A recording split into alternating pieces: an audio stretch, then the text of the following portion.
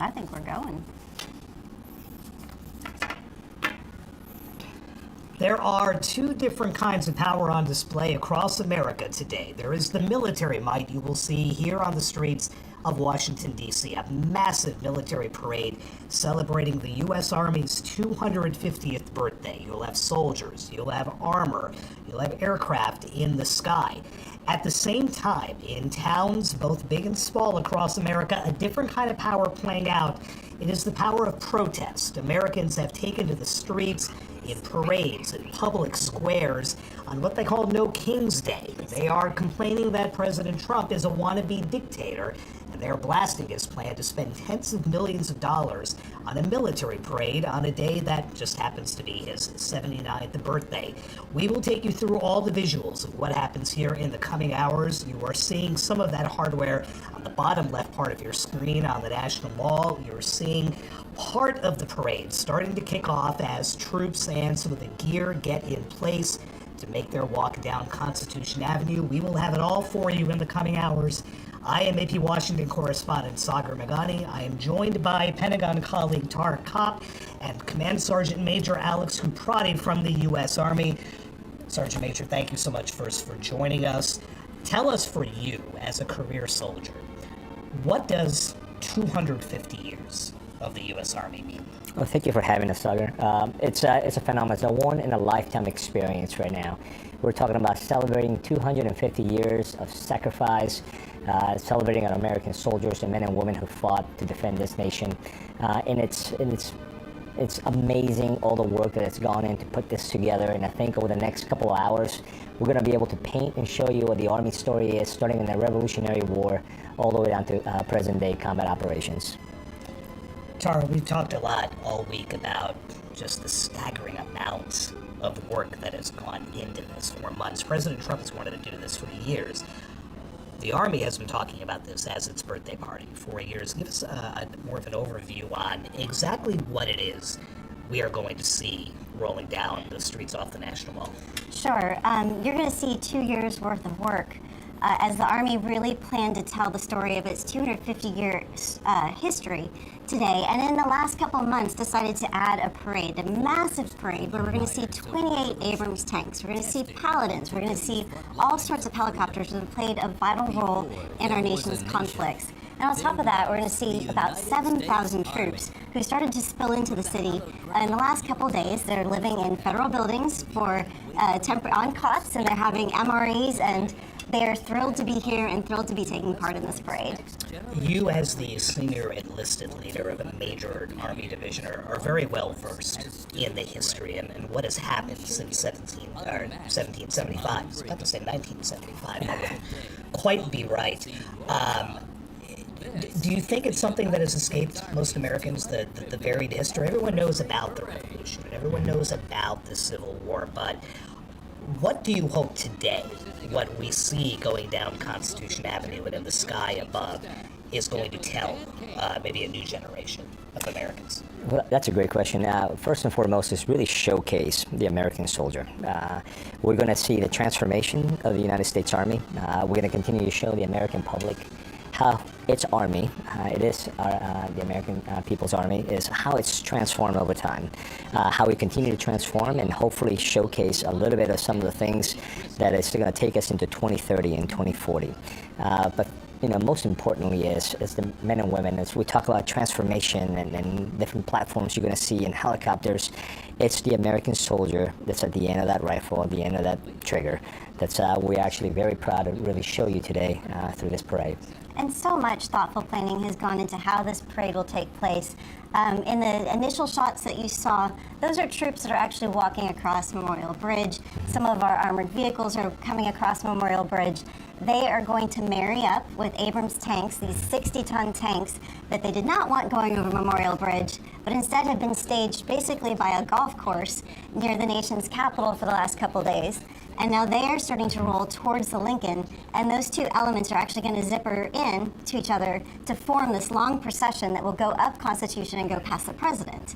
What does that, the image of those troops going across Memorial Bridge for the Revolutionary War, Battle of Lexington, 1775. We were talking a little bit earlier today. The Army, the history of the Army is actually older than the history of the country at this point. What does it mean to you to see this be celebrated and see the Army's story be told on such a big stage? You're right, Tara. It's 1 year older than the actual nation itself. It's just an immense amount of pride for serving and being a member of the United States Army, wearing the cloth of our nation, the sacrifices that we've made since 1775 to present day conflicts. It's just no better way to showcase and show the amount of pride that we have in our servicemen and women. You can see on the screen, top left side, the top left of the four boxes, the presidential reviewing stand on Constitution Avenue. We just heard ruffles and flourishes. That can only mean one thing. The Commander-in-Chief with Hail to the Chief now playing, stepping onto that stand, pumping a fist as he walks alongside the First Lady, and to a gun salute. Yes, ruffles and flourishes and a 21-gun salute as they walk up to begin the official start of the parade.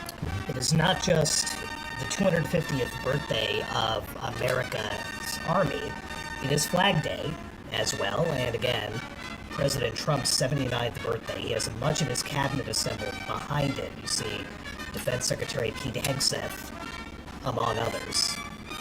This is something President Trump had talked about since the first months of his first term. Back in 2017, he attended France's Bastille Day parade and marveled at watching the display down the Champs-Élysées and said, "We need to outdo that."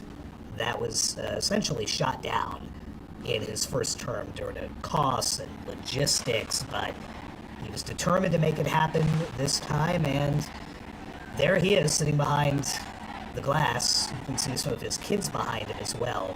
Ladies and gentlemen, as we wait for the actual parade to kick off. So the first elements that we're going to see will actually be from the Army's oldest unit, the 3rd Infantry Regiment. They were established back in 1784. They fought in the War of 1812, and they earned their nickname the Old Guard during the 1846 Mexican War. We will start to see some of those troops follow in after the Honor Guard, but let's talk a little bit about what we expect to see with this very first unit that we'll come across. Tara, the oldest unit, the oldest active component in the United States Army is the 3rd Infantry Regiment, known as the Old Guard. Located here, not too far from us, at Joint Base Meyer Henderson Hall. They have become the Presidential Guard and really represent everything that the Army is. Very colorful history, both in the War of 1812. And you can see that when you actually see the colors in the 55 campaign streamers that you'll see flying as they march through us. Star Spangled Banner playing now. Let's listen in and watch.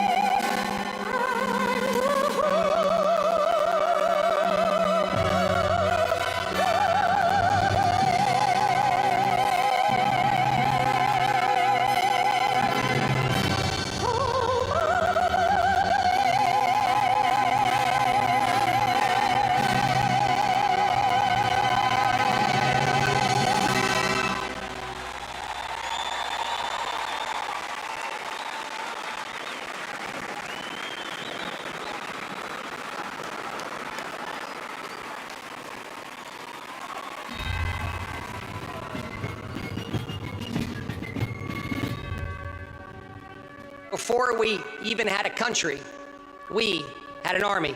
They started as a small, unorganized group of shop owners and farmers, but they fought the most powerful army in the entire world to a standstill in Concord, Lexington, and Bunker Hill.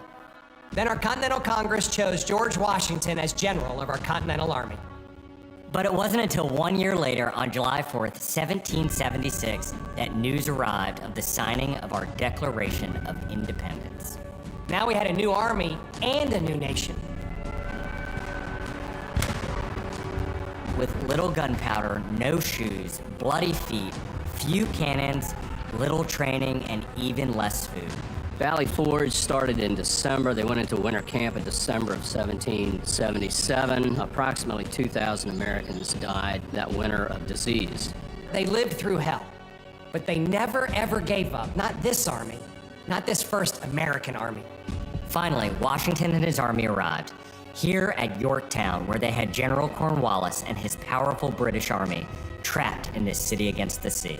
All of the preparation that Washington has learned through the course of those 6.5 years meets its full force here at Yorktown, and he employs it brilliantly. Sailing from the Caribbean, the French Navy arrived and took on the British fleet. Washington decided to make his move. Our men began digging to get closer and closer to the fort, finally getting within rifle and cannon range. Naturally, George Washington chose to set off our first cannon shot. The British had two small forts in front of the main fort. They were called redoubts 9 and 10. Then, on the moonless night of October 14th, the American and French forces attacked the redoubts. The hand-to-hand combat with bayonets, knives, and fists was bloody, to say the least. But within an hour, we were victorious. And as the sun came up the next day, Cornwallis looked out and realized he was in serious trouble. So he prepared an all-out, desperate counterattack. It didn't work, and the British were forced to surrender. We were supposed to lose to the best army and the largest and most professional navy in the world. But our young army had won the war and our freedom. The freedom we hold so dear. And 250 years later, for what started as a ragtag group of shop owners, has now become the most powerful army in the world. Today, many things are very different from that army here at Yorktown, but one thing remains the same. An undying passion, guts, and love for our country remains deep in the heart of today's army. When I look into their faces, you can see it. That will never change. God bless the United States Army, and God bless the United States of America.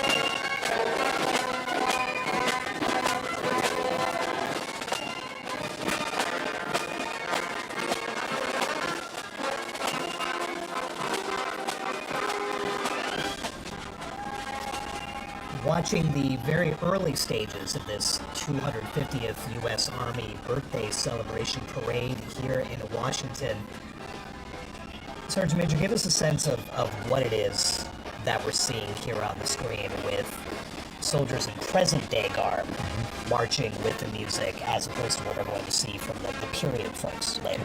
So what you're seeing right now is the beginning of the parade, and you have the military district Washington commander of troops who typically leads the parade. He's up front with his color guard, carrying the national colors as well as the Army colors. As you can see, very distinct there. This will defend, which is the motto of the United States Army. Behind them, you're going to see your major corps. You have 1st Corps, 3rd Corps, 5th Corps, and 18th Airborne Corps. Those commanders are following the lead of the actual parade, and then we're going to start seeing the first units comprising of the Old Guard covering the Revolutionary War. Let's watch this early part and soak in what should be a very interesting 90 minutes or so here on Constitution Avenue. Before we get to that first unit that you mentioned from the Revolutionary War, a year before the Declaration of Independence was signed. But for now, let's see some of these sites. Which was a descendant of Franz Gruber, who composed Silent Night. It was originally written to be the 5th Artillery Regimental song titled The Caissons Go Rolling Along, and in 1956 the lyrics were revised by Harold Arberg as the official song of the U.S. Army, and then retitled The Army Goes Rolling Along. Pershing Zone carries on its century-old legacy, playing a march that brings pride to every soldier. The Army Song. The 3rd Infantry Regiment in the U.S. Army. Established back in 1784, the unit was dubbed the Old Guard by Major General Winfield Scott during a victory parade in Mexico City after the Mexican War. It is the U.S. Army's official ceremonial unit and presidential escort, conducting year-round tactical training to ensure the highest standards and utmost discipline of its soldiers. The unit routinely represents the U.S. Army and our nation in official ceremonies, major sporting events, and their own, the U.S. Army's own Twilight Tattoo. The Old Guard also maintains 24-hour vigil of the Tomb of the Unknown Soldier, while also conducting funeral services honoring our fallen heroes in Arlington National Cemetery. The regiment's 50 campaign streamers stand as a testament to its long, faithful service to our nation. Ladies and gentlemen, the 3rd Infantry Regiment, the Old Guard.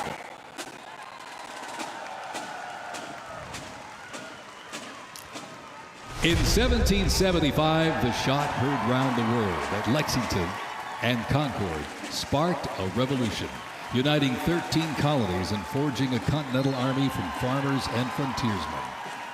Against the odds, they turned the tide at Trenton and Saratoga, survived Valley Forge, and at Yorktown forced a British surrender, securing independence and giving birth to the United States of America.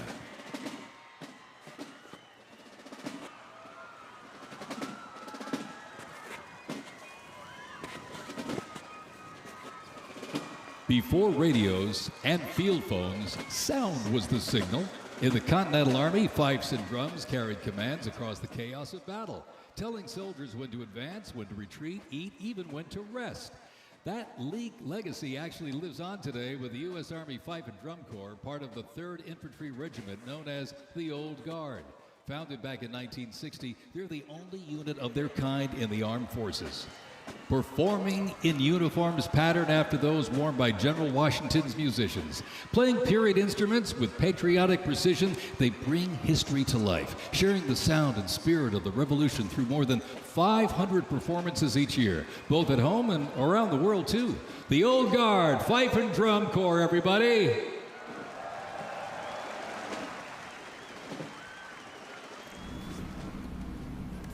Seeing the first of the period costumes that we'll see many of in this parade. Tar, Sergeant Major, if you want to tell us what we were just looking at and should be looking at again momentarily. So some of those first troops that were walking past in the period dress, we saw them holding what looked to be a very long rifle, but it's not a rifle at all. Tell us a little bit about this gun. Yeah, so we see George Washington walking out, leading his troops. Obviously, he first commissioned the 10 companies that would eventually become the First Continental Army. But what you see there is him walking with a smooth-bore flintlock rifle. Very different from the rifles we use today. An expert marksman would be able to actually fire at most 3 rounds a minute. Sergeant Major, if I may interrupt for a moment, looks like we're seeing the first of the air festivities of this parade now. what I would note is a very overcast day with storms in the forecast here in Washington.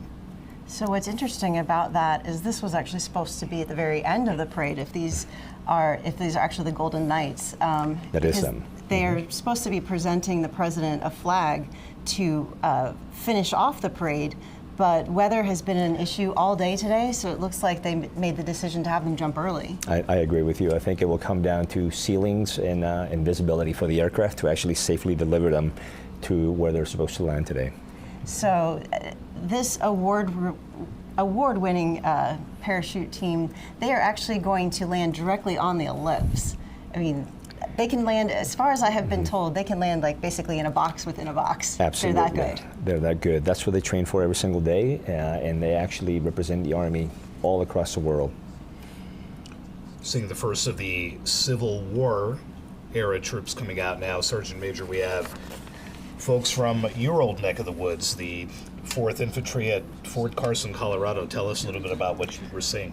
Yes, August. So the 4th Infantry Division is actually leading, or is coming right behind them right now. You know, first came into existence in 1917, participated in World War I, World War II. We see them all the way down to the GWAT. We saw them in the highlands of Vietnam. But it's very dear to me, near and dear to me, the Ivy Division, known as the Ivy Division because of the Roman numeral 4 that made up the division itself. So we've seen the Revolutionary War, we've seen the Civil War. Let's pause now and take in some more visuals as the nation celebrates 250 years of the U.S. Army. Soldiers were issued 2 coats. One, a short sack coat for work and battle with brass buttons and colored trim that marked their rank. Well, by war's end, that rugged sack coat became the soldier's uniform of choice.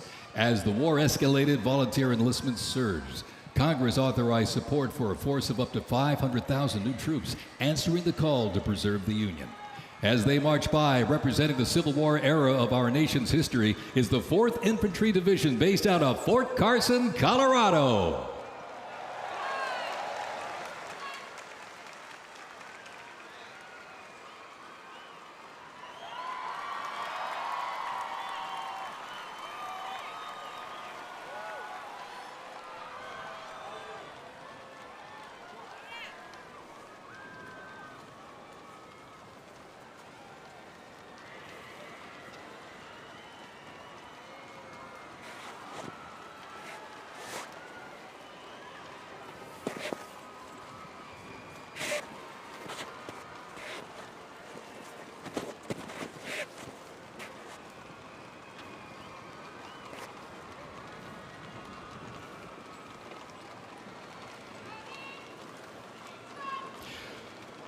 From Fort Cavazos, Texas, home of legends, the 1st Cavalry Division rides with pride. Born from the thunder of horse cavalry traditions of the Civil War, the 1st team forged its reputation on the front lines of history.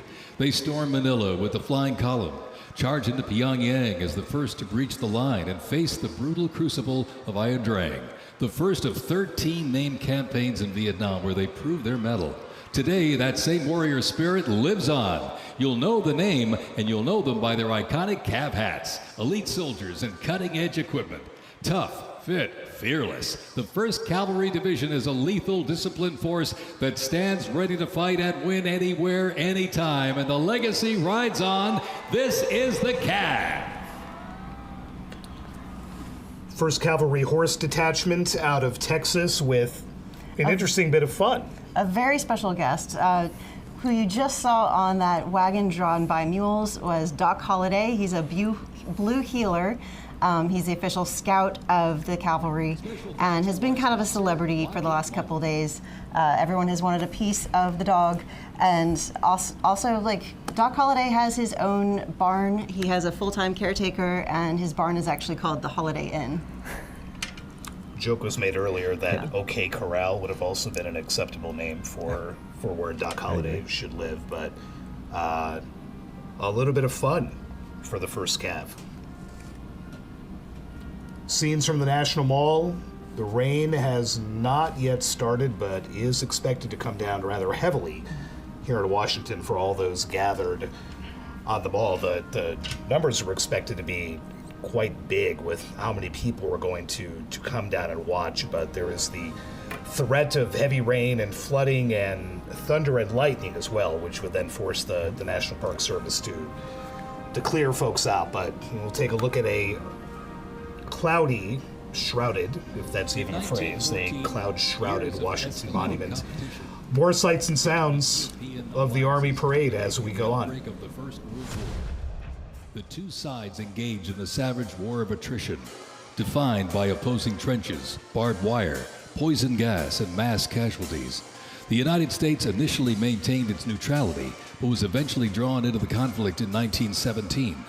Despite having less than 130,000 soldiers at the beginning, the Army eventually grew to over 4 million, with nearly 2 million soldiers serving in Europe. In 6 months of fighting, nearly 50,000 Americans lost their lives, with another 190,000 wounded. The guns fell silent with the armistice of November 11, 1918.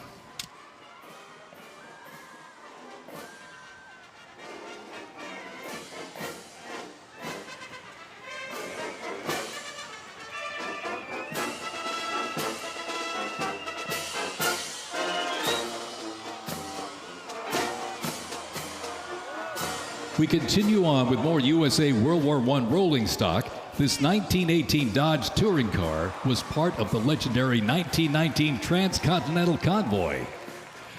3,251 miles and 62 grueling days across the Lincoln Highway. Now remember, no pavement, no GPS, and no power steering. Just grit, determination, and the drive to push Army mobility into the future.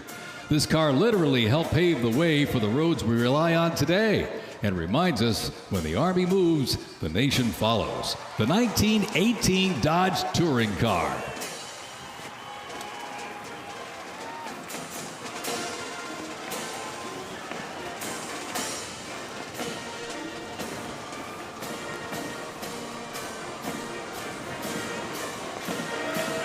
Headquartered in New York, this is the 42nd Infantry Division Band. At the start of World War I, the 42nd Infantry Division was formed with troops from 27 National Guard units, stretching across the country like a rainbow. Composed of skilled musicians from all walks of life and professional occupations, they perform a variety of musical genres. Though their mission is primarily a musical one, the members were ordered into active federal service back in 2004 in support of Operation Iraqi Freedom 3.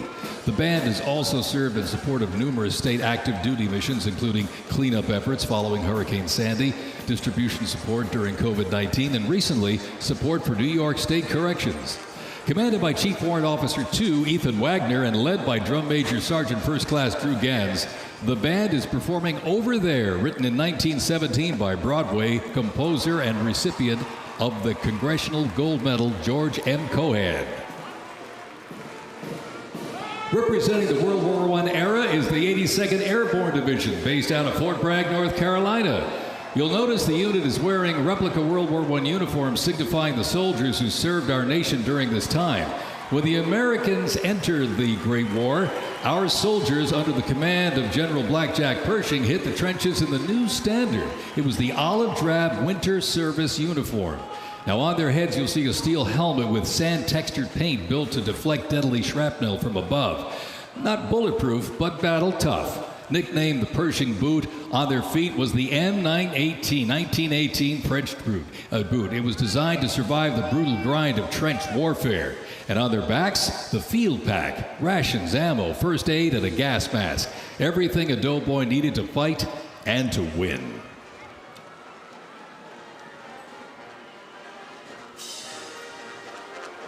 Incidentally, the 42nd Infantry Division was deployed to heavy combat abroad and then deployed again in World War II, ultimately liberating the Dachau concentration camp.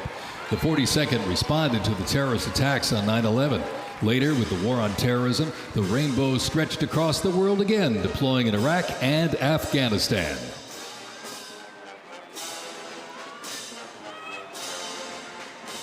Thundering into view, the pride of Fort Sill, the U.S. Army Artillery Half Section.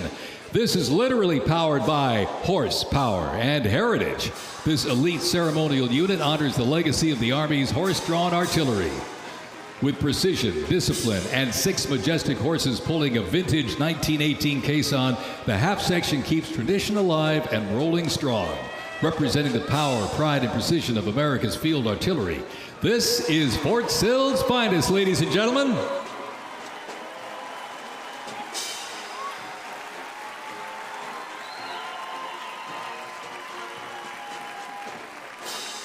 Special thanks to our sponsor, Form Energy.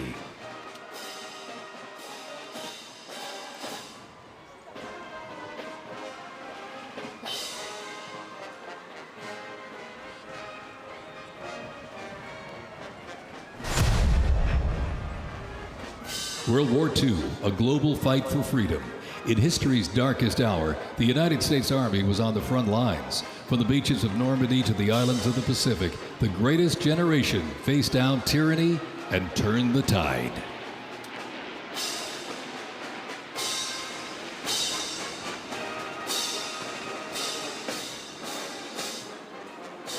From bombers to fighters to transports, U.S. Army aircraft started to thunder across the skies in World War II. And take a look up there, ladies and gentlemen. Flying overhead right now, they are fast, they are fierce, and famously used in the Doolittle raid over Tokyo. Leading up front, the mighty B-25 Mitchell. Up next, the Cadillac of the Sky. On to World War II. We're seeing more troops in period uniform. We just saw some aircraft fly overhead, some very notable aircraft in military history. We just saw 2 P-51 Mustangs and 1 B-25 Mitchell fly over. The P-51 really was a game changer for the U.S. Army Air Forces in escorting bombers safely to target. And the B-25 Mitchell, of course, was made famous by the Doolittle raid when they basically stripped this bomber down to its bare bones and were able to launch it off of the Hornet to strike on Tokyo. That's amazing. Command Sergeant Major, this was kind of the dawn of the Jeep era for the military, a vehicle that's so intertwined with the military and the minds of Americans. That's correct. The Ford GPW quarter-ton Jeep became one of the most widely produced vehicles after the war. You see them all over the place. Some of them still look kind of similar in a way to what we might have seen then, but not quite the same. You see the Commander-in-Chief standing and saluting as we see soldiers from both the 101st Airborne out of Fort Campbell, Kentucky, the 82nd Airborne out of Fort Bragg, representing these soldiers from World War II. And really, this is home for you with your more than 20 years serving in the 75th Ranger Regiment. Talk about these two storied units, the 82nd and the 101st, and what it's meant to you to go back to Normandy, to see the cliffs that those men scaled, to be part of that unit. Oh, those two units were crucial to seizing several towns. The 2nd Ranger Battalion was the main one. The 3 companies, D, E, and F, that were tasked to climb Point du Hoc, which is a key terrain that could actually destroy anyone coming into Omaha and Utah Beach. 100-foot cliffs, 225 Rangers were tasked with one of the hardest missions of the invasion, and they managed to get to the top. Now, 90 were able to continue to fight, but it was a critical battle in seizing Normandy Beach. So only 90 made it of the 225 that scaled those cliffs? And that is correct. Wow.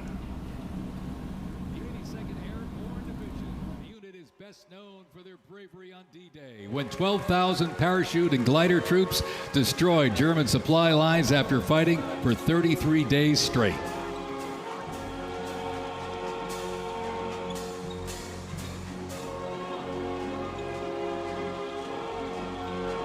The 101st Airborne Division, based out of Fort Campbell, Kentucky, traces its lineage back to 1918 when it first established as the 101st Division. Known for their ability to rapidly deploy across the world, the unit has held a crucial role in operations since its inception. From parachuting behind enemy lines on D-Day to leading helicopter assaults in Vietnam, the 101st redefined modern warfare. In the 50s, the Screaming Eagles stood tall at home, protecting the Little Rock Nine during the fight for civil rights. In recent decades, they've been sent across the world with stints as far as the Middle East, where they took part in Operation Desert Storm and participated extensively in the war on terrorism in Iraq and Afghanistan. The Screaming Eagles continue to lead the way as tomorrow's division in today's Army.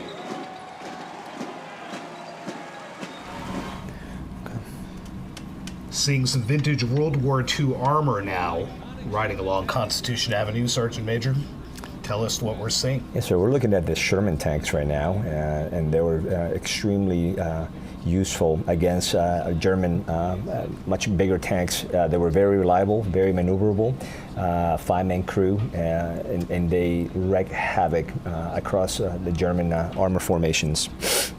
More than 50,000 of them were produced in the war.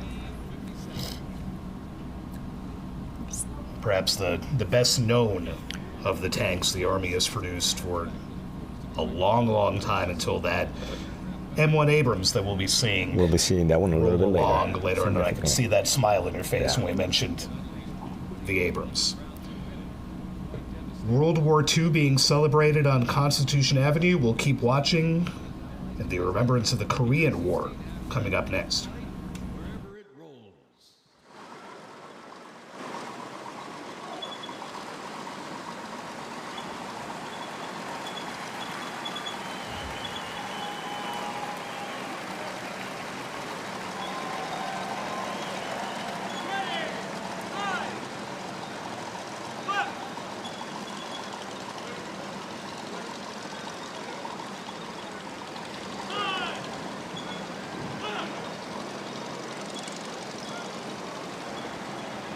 The U.S. Army Transportation Corps motto states, "Nothing happens until something moves."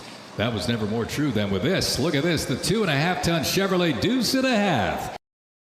10,000 pounds of cargo and was the backbone of the Red Ball Express that kept the Allies supplied after D-Day in World War II.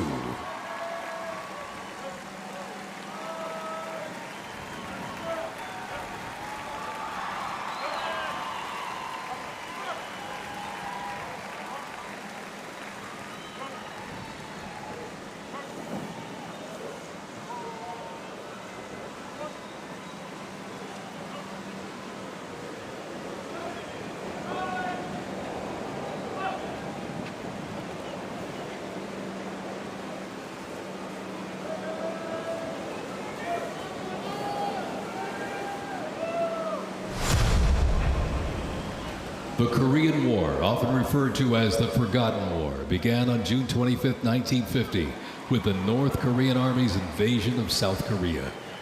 A coalition of South Korea, the United States, and other United Nations members defeated the invasion and advanced into North Korea. The coalition fought and defeated 2 Chinese offensives in the spring of 1951. Armistice negotiations began shortly after that defeat in July of 1951 until the armistice was signed 2 years later in 1953. Combat consisted of small attacks, raids, and patrolling. During this war, the United States deployed approximately 6.8 million military forces to the Korean Peninsula.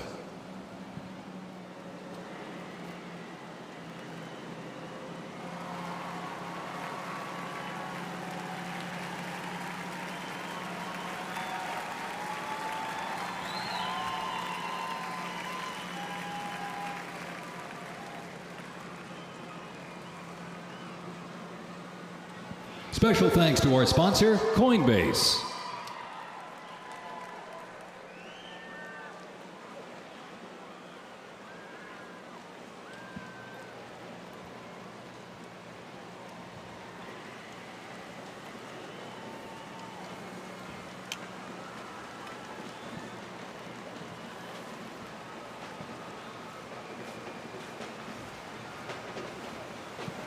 The M151 kept rolling along as the lightweight, high-mobility general-purpose vehicle replacing the famed World War II Jeep back in 1961. Officially named the Military Utility Tactical Truck, or MUT, most servicemen generally referred to it as a Jeep. The vehicle spanned more than 40 years in 4 manufacturers and were everywhere that the Army was deployed.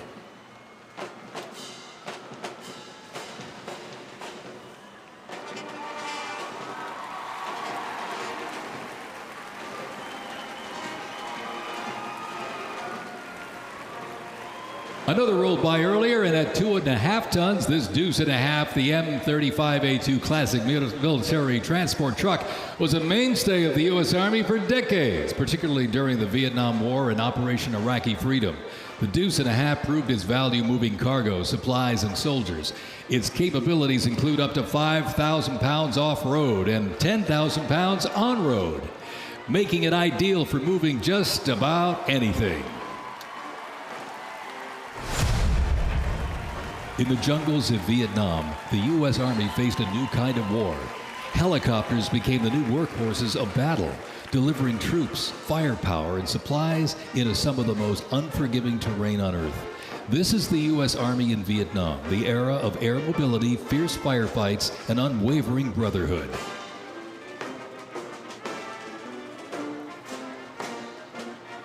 And over the music marching through, the roar of these legendary Army helicopters takes to the air. Flying overhead right now, they help define the Vietnam War. That staccato beat of the rotor blades was a welcome sound to many troops mired in combat. From transport and medevac to close air support and reconnaissance, they brought the fight to the front and pulled the wounded to safety. The OH-6 Cayuse scouted the terrain with unmatched agility. The AH-1 Cobra, also nicknamed the Snake, brought serious firepower. Its slim design, as you can see here, helped it survive and thrive in hostile environments to protect soldiers below. And the icon of the era, the UH-1 Huey, the first turbine-powered helicopter in service with the U.S. military. There was nothing the Huey couldn't do. General support, air assault, cargo transport, medic evacuation, and ground attack missions. The Cayuse, Cobra, and Huey, ladies and gentlemen, three iconic Army symbols in the sky.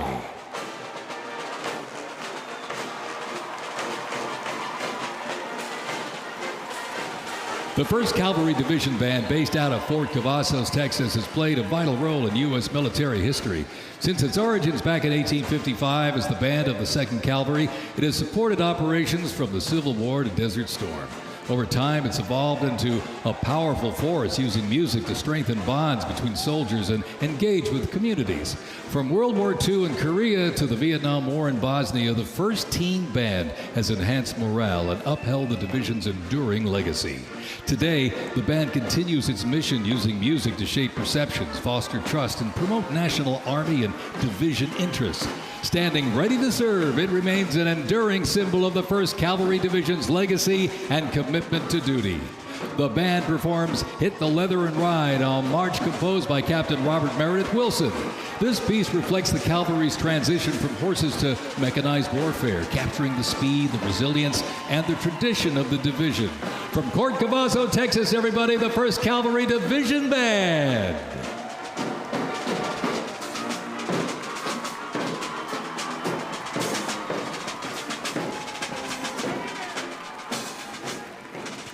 The U.S. Army deployed large numbers of troops in support of the Vietnam War. The first contingent of U.S. Army advisors arrived in Vietnam in the late 1950s, and that quickly grew to a small team of around 100 soldiers, which then expanded to more than 600 over the next decade. As the war intensified, troops' numbers quickly grew as the war between the South Vietnamese government and the communist insurgents supported by North Vietnam intensified. By January 1969, more than 364,200 soldiers organized around 7 divisions and 20 separate combat brigades. The United States began withdrawing its forces in July of 1969, and the last Army combat unit left South Vietnam in August of '71. The last U.S. combat soldier came home March 1973, while a small number of non-combat personnel remained until April 1975.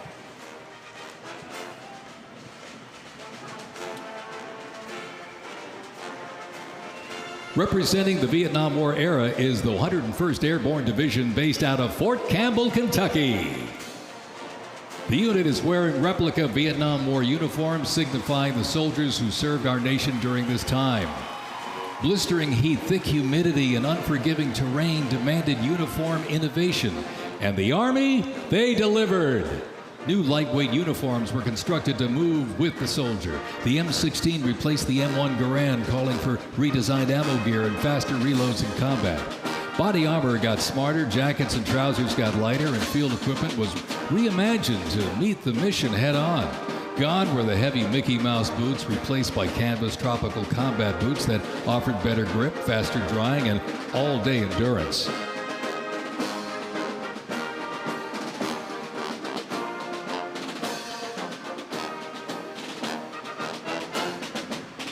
Special thanks to our sponsor, Oracle.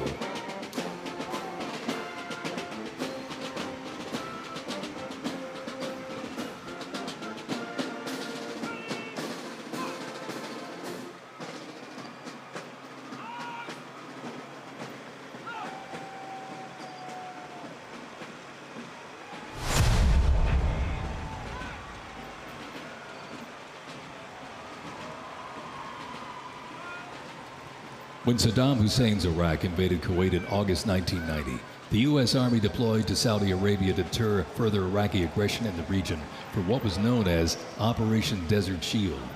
By the fall, more than 750,000 troops comprising U.S. service members and coalition partners from more than 30 countries had assembled in the Saudi Arabian desert. In mid-January 1991, the U.S.-led coalition began Operation Desert Storm, which kicked off with an intensive air campaign designed to knock out key Iraqi infrastructure and weaken Iraqi forces. The ground offensive was launched in early 1991, where military forces overwhelmingly destroyed enemy tanks and vehicles. After only 100 hours of ground combat, coalition troops liberated Kuwait, and the Gulf War ended with Iraq's surrender.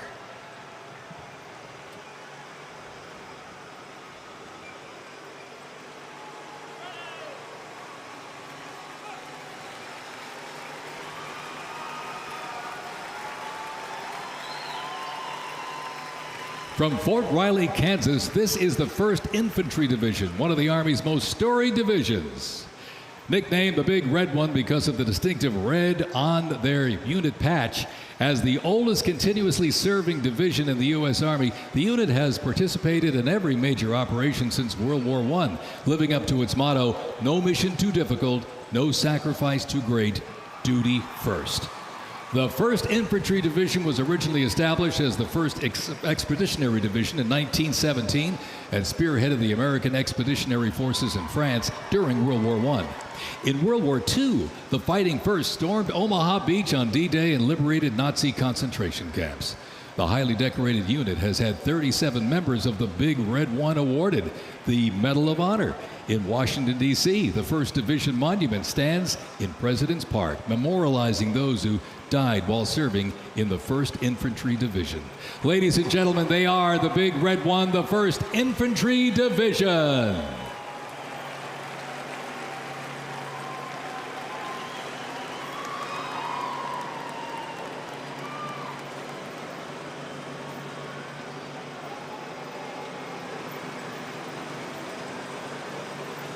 More military rolling stock. During Operation Desert Storm, the M2 Bradley fighting vehicle proved its value on the battlefield. It is fast, it is tough, and it is lethal. Named for General Omar Bradley, a leader from West Point's famed class of 1916, the Bradley was built to carry troops into combat with protection and power. Armed with a 25mm chain-driven cannon and twin-tube launched optically tacked wire-guided missiles, it played a critical role in clearing the way during the ground assault into Iraq. While the Paladin looks and sounds like a tank, it is technically a self-propelled howitzer and was first introduced back in the 1960s. Over the years, it's been upgraded to perform in versatile battlefields from Vietnam to the Soviet Union to Iraq.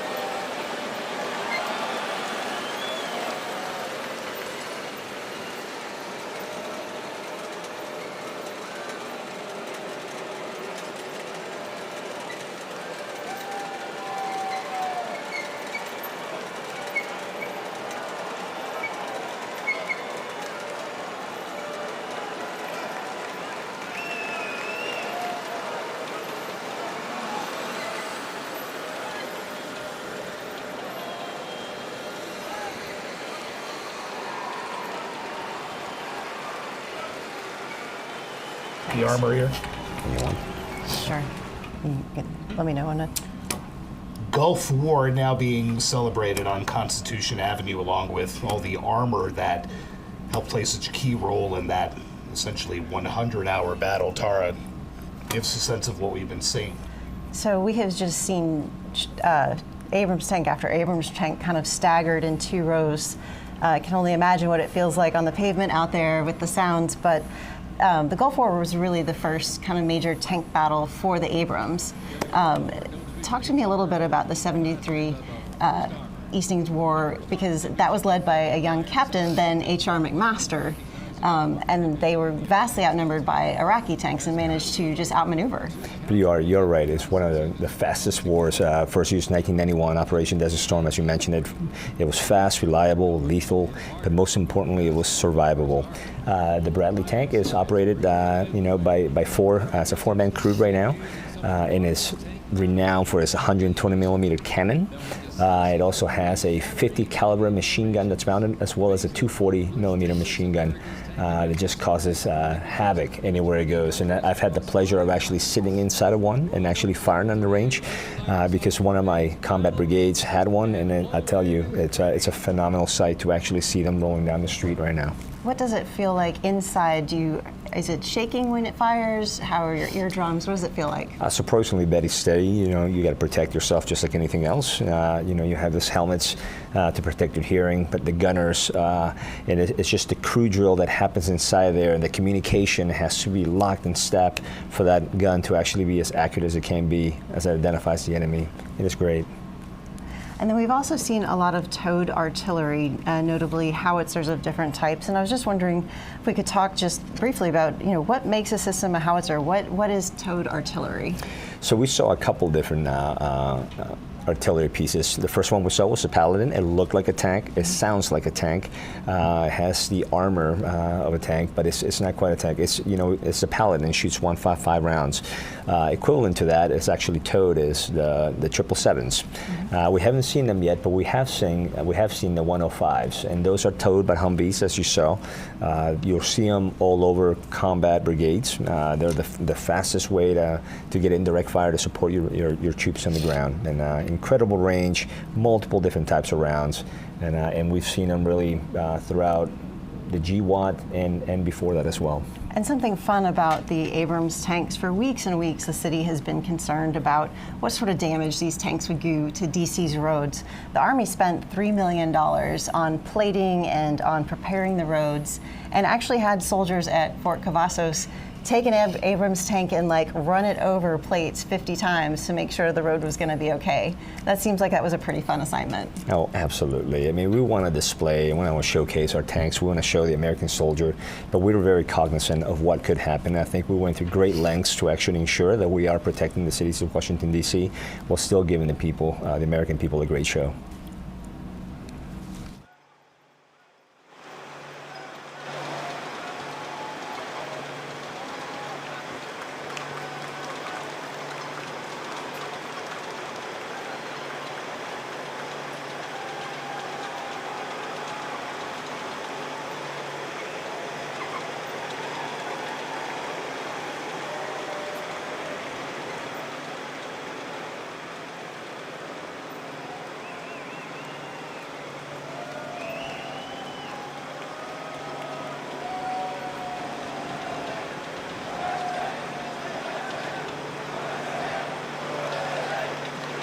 First used in Operation Desert Shield and Desert Storm, the M119 howitzer brought precision firepower to the front lines.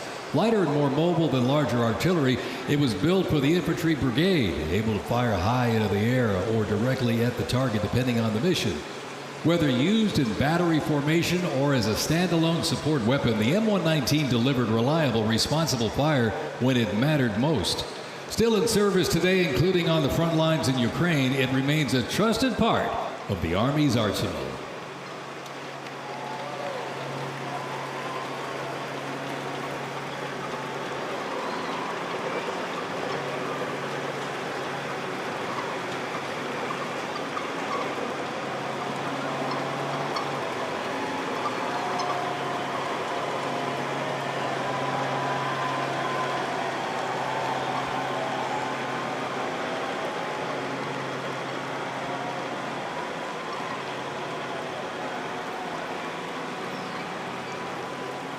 Special thanks to our sponsor, UFC.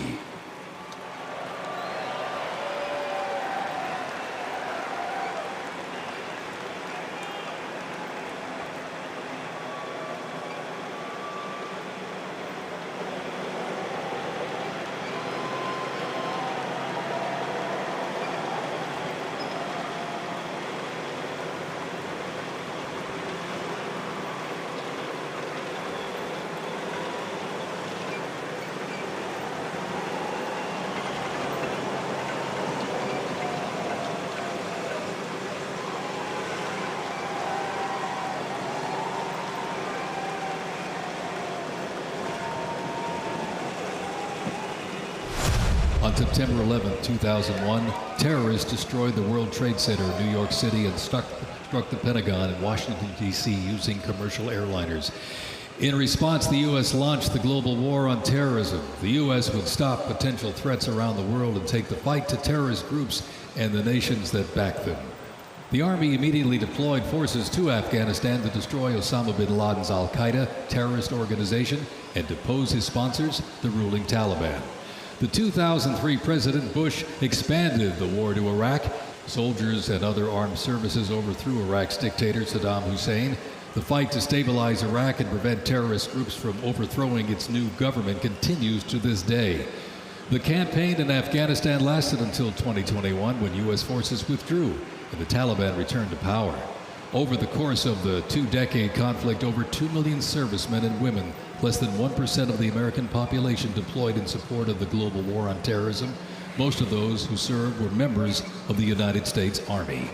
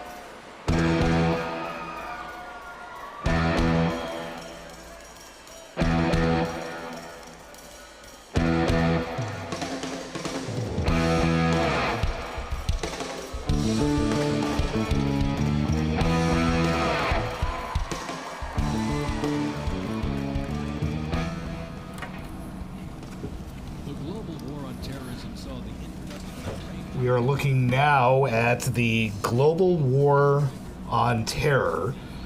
Before that, the Gulf War, which ended, of course, in 1991. It was 10 years later that the U.S. was attacked on 9/11, and that set off 2+ decades of war for the U.S. Army. Obviously, a lot of developments, a lot of different hardware, a lot of different battles in both Iraq and Afghanistan. And a gentleman who would know firsthand about that, Command Sergeant Major Alex Caprati, can tell us a little bit about some of that hardware, Sergeant Major. What have we been seeing? So what we're looking at right now, you're looking at a Stryker vehicle. It's an 8-wheel, lightly armored vehicle. It has a crew of 3 and is able to carry up to 11 soldiers in its back, with fully combat load. There's so many different variations to this vehicle. You have, we're seeing a few of them right now. You have a just infantry carry vehicle. You can actually put a mortar system inside of it. You can actually use it as a medevac vehicle as well. And there's different variants that allow commanders to actually communicate a lot easier in the battlefield. We've seen soldiers from the 10th Mountain Division taking part in this part of the raid, or this part of the parade rather, based in upstate New York at Fort Drum. More than 20 deployments for the 10th Mountain to both Iraq and Afghanistan over the years. And what we haven't seen so far, both for the global war on terror and for the modern era, which I think these two sections are kind of blending into as we go into the final kind of 2 decades to present day, is a massive air parade of all of the Army's air assets, starting with the 160th Special Air Operations Commands, the Night Stalkers. Talk to me a little bit about their role in the days literally right after September 11th attacks and what they were able to accomplish by getting our soldiers into Afghanistan. No, absolutely. I was very fortunate enough to actually train with the Night Stalkers, incredible pilots. I think we saw so many different aircraft in display today, the Little Bird, their DAPS systems, MH-47s, the MH-60s, highly trained. They own the night. And I was fortunate enough to be in some pretty tough places. And you can always count on Night Stalkers to always find the X and always put you in the right spot and always pick you up in the right place when the time was called. So we're hoping to see, I hope it was not a weather decision that was made, but hopefully we can still see them flying today. We're expecting right now to see almost 50 helicopters flying directly over these troops, but weather's been an issue all day long today, and the ceiling, you see those low-level clouds and you see kind of the fog. That might have been a factor in the reason why we're not seeing them right now. But the 160th, they had a role in dropping off the horse soldiers and attacking the Taliban. Tell us a little bit about that mission and what happened there. I will tell you, when I say that you can bring them in at any time, anywhere, we find ourselves in some bad valleys there when we actually had them come in where no other formation would dare fly, in the middle of an intense firefight, risking themselves, risking the aircraft, which is significant in how much some of those airframes cost, to actually put fire on the enemy, pick us up and take us off to the next objective. They're incredible. I mean, I'm at a loss for words of some of the things that I've managed to see those people do with those helicopters. What are some of the vehicles we're looking at now? We're still seeing some Strikers right now. I'm trying to see what kind of variant this is. Hopefully they'll zoom out here in a second. We're still seeing some of the regular Strikers. So you'll see the Strikers can also be mounted by numerous amount of things. You have Mark 19s, which are 40 millimeter rounds. You have your 50 cal, your 240s that can be mounted on top as well. You have a 30 millimeter round that can be mounted on top, and of course you have your TOW missile that can be mounted there as well. And what we're seeing right now is still Strikers with a 50 cal. That one happens to have a 50 cal mounted on it right now. And the camera is actually cutting to Senator Joni Ernst, who herself is a military veteran. One of the things we hadn't said about the Abrams tanks before is that while they were crawling along at maybe 3 miles an hour, those things can actually haul. How fast can they go? Gosh, I want to say close to 42 miles an hour, if I'm not mistaken. You got to look at my map. Maybe you know the better answer. Pretty sure no one was going to allow them to go 42 miles an hour at Constitution not at all. today. Not at all. Not today. So we have gone through the wars of the U.S. Army history, from the Revolution through the Civil War, both world wars, Korea, Vietnam,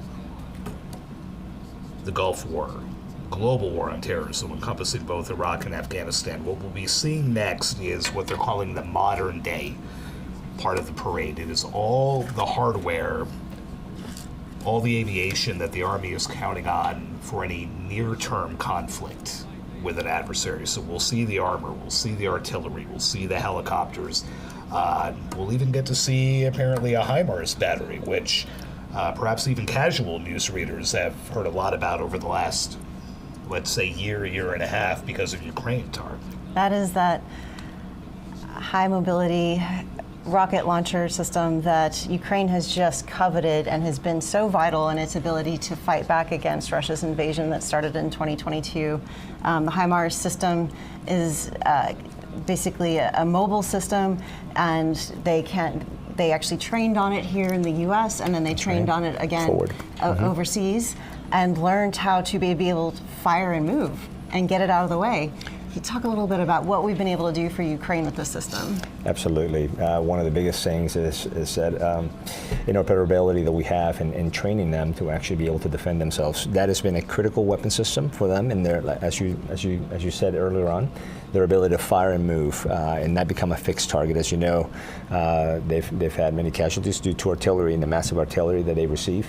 This allows them to fire a pinpoint shot and then get up and move away before the enemy is able to actually cue in on them.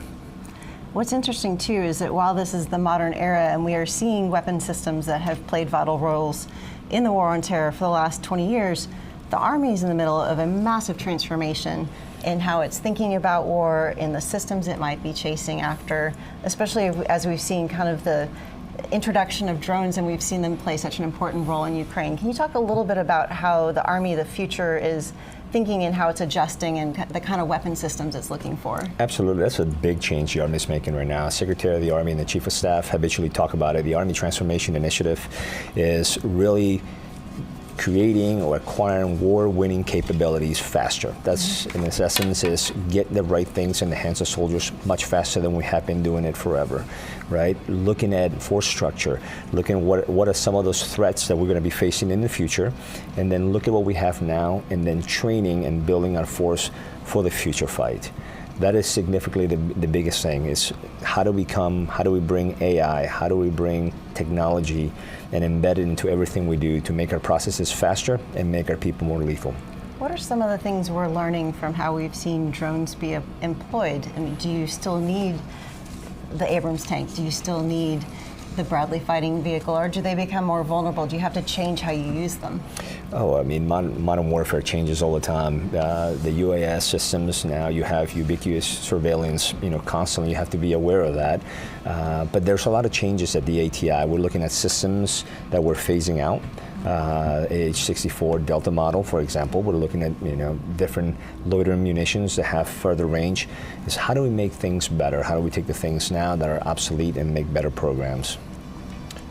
As we see more of this armor go by the presidential reviewing stand, the president seated in between the First Lady and Defense Secretary Pete Hegseth, we've seen the president jump up and salute quite a bit, Sergeant Major. When everyone else on that platform has been sitting, the one person standing and saluting has been the Commander-in-Chief. And we've seen, and we've been commenting on it privately for the last several minutes, the looks on the faces of these young soldiers who are manning these Strikers and the Bradleys and everything else. And you see it there, the smiles and the waves. Can you put into words maybe what it might mean for some of these young soldiers to be taking part in this and being able to ride by and wave at it and salute and have a salute returned by the Commander-in-Chief? Sagar, I'm picturing myself inside one of those Abrams, inside one of those Strikers, and really the number one thing that comes to mind is pride. My family's looking at me. I come from a small town in Peru. They're watching me right now. This is what I've done. I'm defending my nation. I'm an American soldier. This is what I do. And, I get goosebumps just thinking about that right now. And the American people is watching. This is your Army. And all that hard work and all the dedication and discipline that goes into making ready soldiers is being displayed in front of us right now. So I think pride is the number one thing I would feel inside of me. And mentally, for these soldiers who are manning the old equipment, it's one thing to be in the Bradleys or to be in the Abrams, but for those who are maybe in the Sherman or flying the Hueys that we still hope to see that we did not see, or the Humvees, for that matter, what kind of preparation went into that? Like, is there that little bit of nerve, would you think, that like, okay, I've now got to drive a 80-year-old weapon system and wave to the President of the United States. Well, that's right. It's not like riding a bicycle, right? There's a lot of training that went into this, much like we approach training with safety and readiness in mind at all times. These are frames that took many hours to actually master, to ensure that, one, we don't damage equipment, and two, we safely maneuver them across. More than an hour now into this parade marking the U.S. Army's 250th birthday. Still more to come, assuming the weather can hold off. We hope to see some more fun aircraft, and at the very least, we will see some more soldiers. Back with you shortly. By securing ready, prompt, and sustained land dominance by Army forces across the full spectrum of the conflict as part of the Joint Force.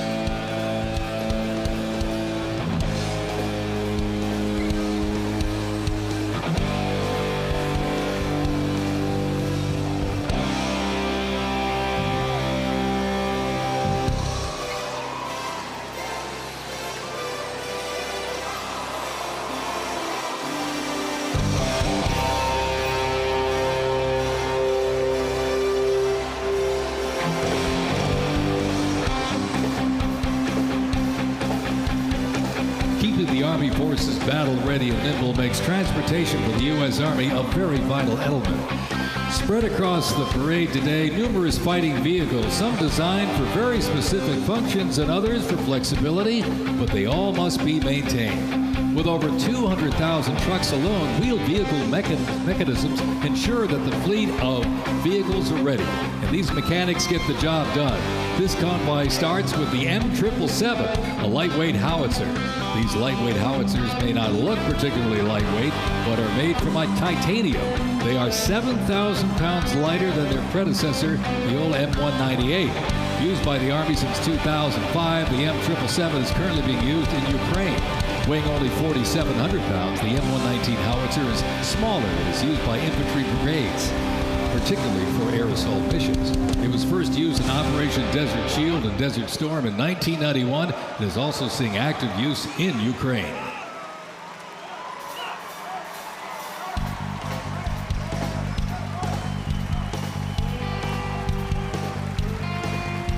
The 7th Infantry Division, stationed at Joint Base Lewis McChord, has been seeing continuous combat action ever since activation in World War I. From Europe to the Aleutian Islands, Japan, Korea, Afghanistan, and the Pacific, the Bayonet Division boasts a proud history of answering the call of its motto, "Trust in Me," with resolute dedication. Sent to deployments and conflicts around the globe since it was founded, the division returned to Fort Lewis in 1971, its first time on American soil since 1934. The 7th Division, originally called the Hourglass Division due to their patch design, gained the nickname Bayonet Division during their deployment to Korea in June of 1950. At Incheon Landing and during the liberation of Seoul, they were credited with plunging the bayonet into the heart of the enemy, with 13 members of the division receiving the Medal of Honor. The 7th enables and sustains the combat readiness of 2 Stryker Brigade combat teams and a Combat Aviation Brigade.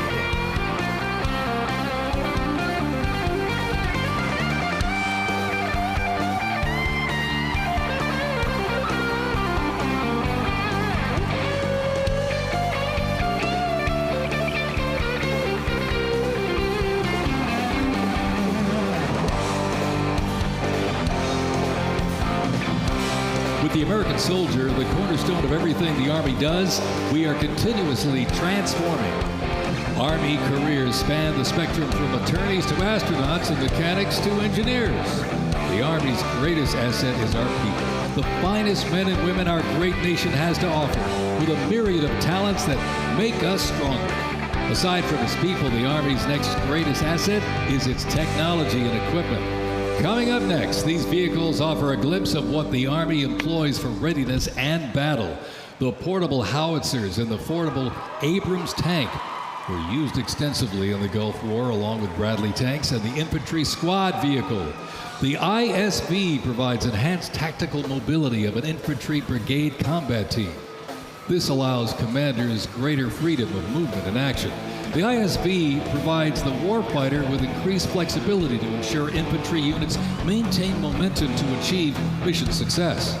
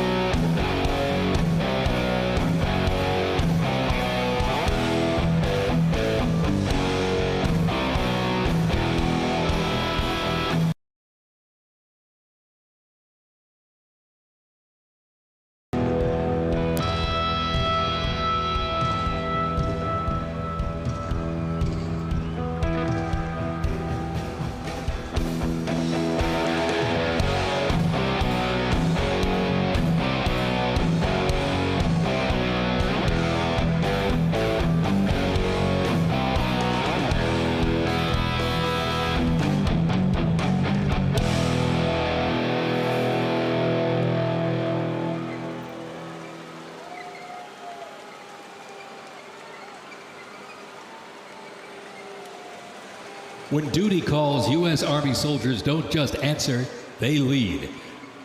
From Fort Bragg, witness a powerful demonstration of strength, purpose, and the unmatched capability of today's Army.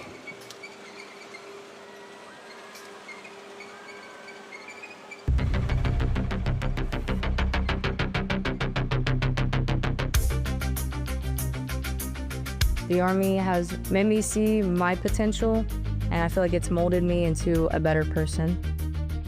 I grew up in a very patriotic household. My grandfather, he served in World War II, and his brother, my uncle, served in Vietnam. I can do this. If they can do this, I can do this. When I was born, my dad was still serving in the military, and him coming home in his uniform, I'm like, yeah, I want to do that. Ready for takeoff. My motivation, I think it follows in line. I think with what my family's done is kind of a sense of duty to serve our country and give back since it's given us so much. I'm a very, let's say, timid person, but definitely helped me become a more confident person.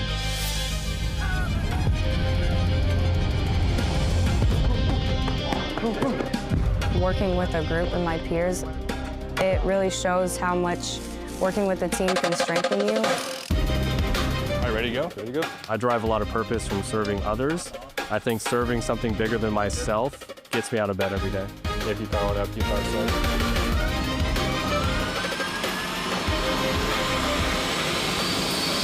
I definitely pushed myself further than I ever thought I could go. I joined the military service because I want to deploy. That's my main goal, is deploy, deploy, deploy. If we get the call, we have to go somewhere, we'll do what needs to be done. That's just the way we operate here.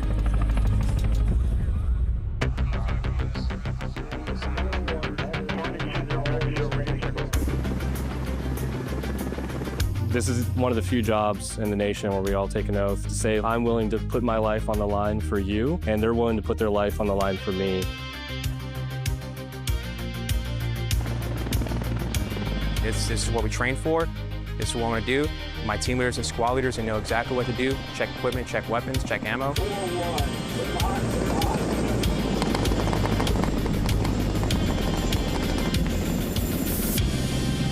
We're always ready to deploy within 18 hours and handle the mission at task.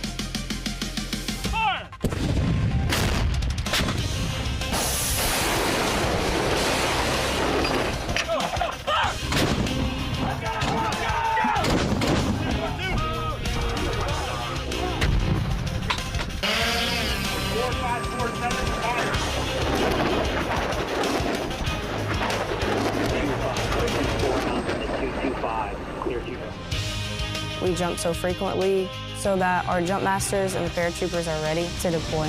Outboard personnel, stand up! I'm very passionate about being a jump master. The paratroopers, they see you and, you know, they believe in you. I love to instill that confidence with my passion into those paratroopers. It's a rush. It's great. Drop them clear for personnel drop.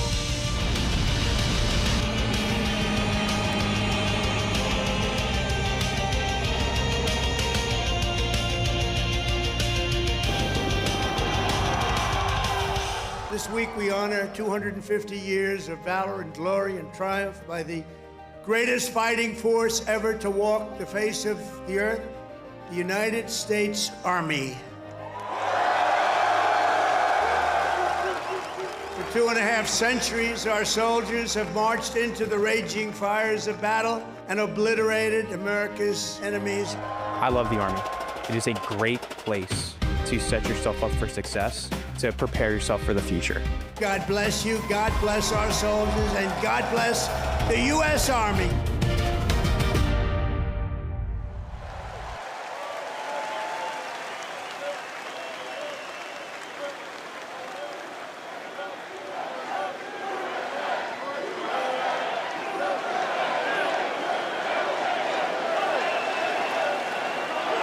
Joint Base Elmendorf, Richardson, Alaska is the home to America's Arctic Angels, who execute expeditionary operations worldwide, conduct multi-domain operations in the Indo-Pacific Theater and the Arctic, and on order decisively defeat any adversary in extreme cold weather, mountainous and high-latitude environments through large-scale combat operations. The Angels are the Army's only Arctic division.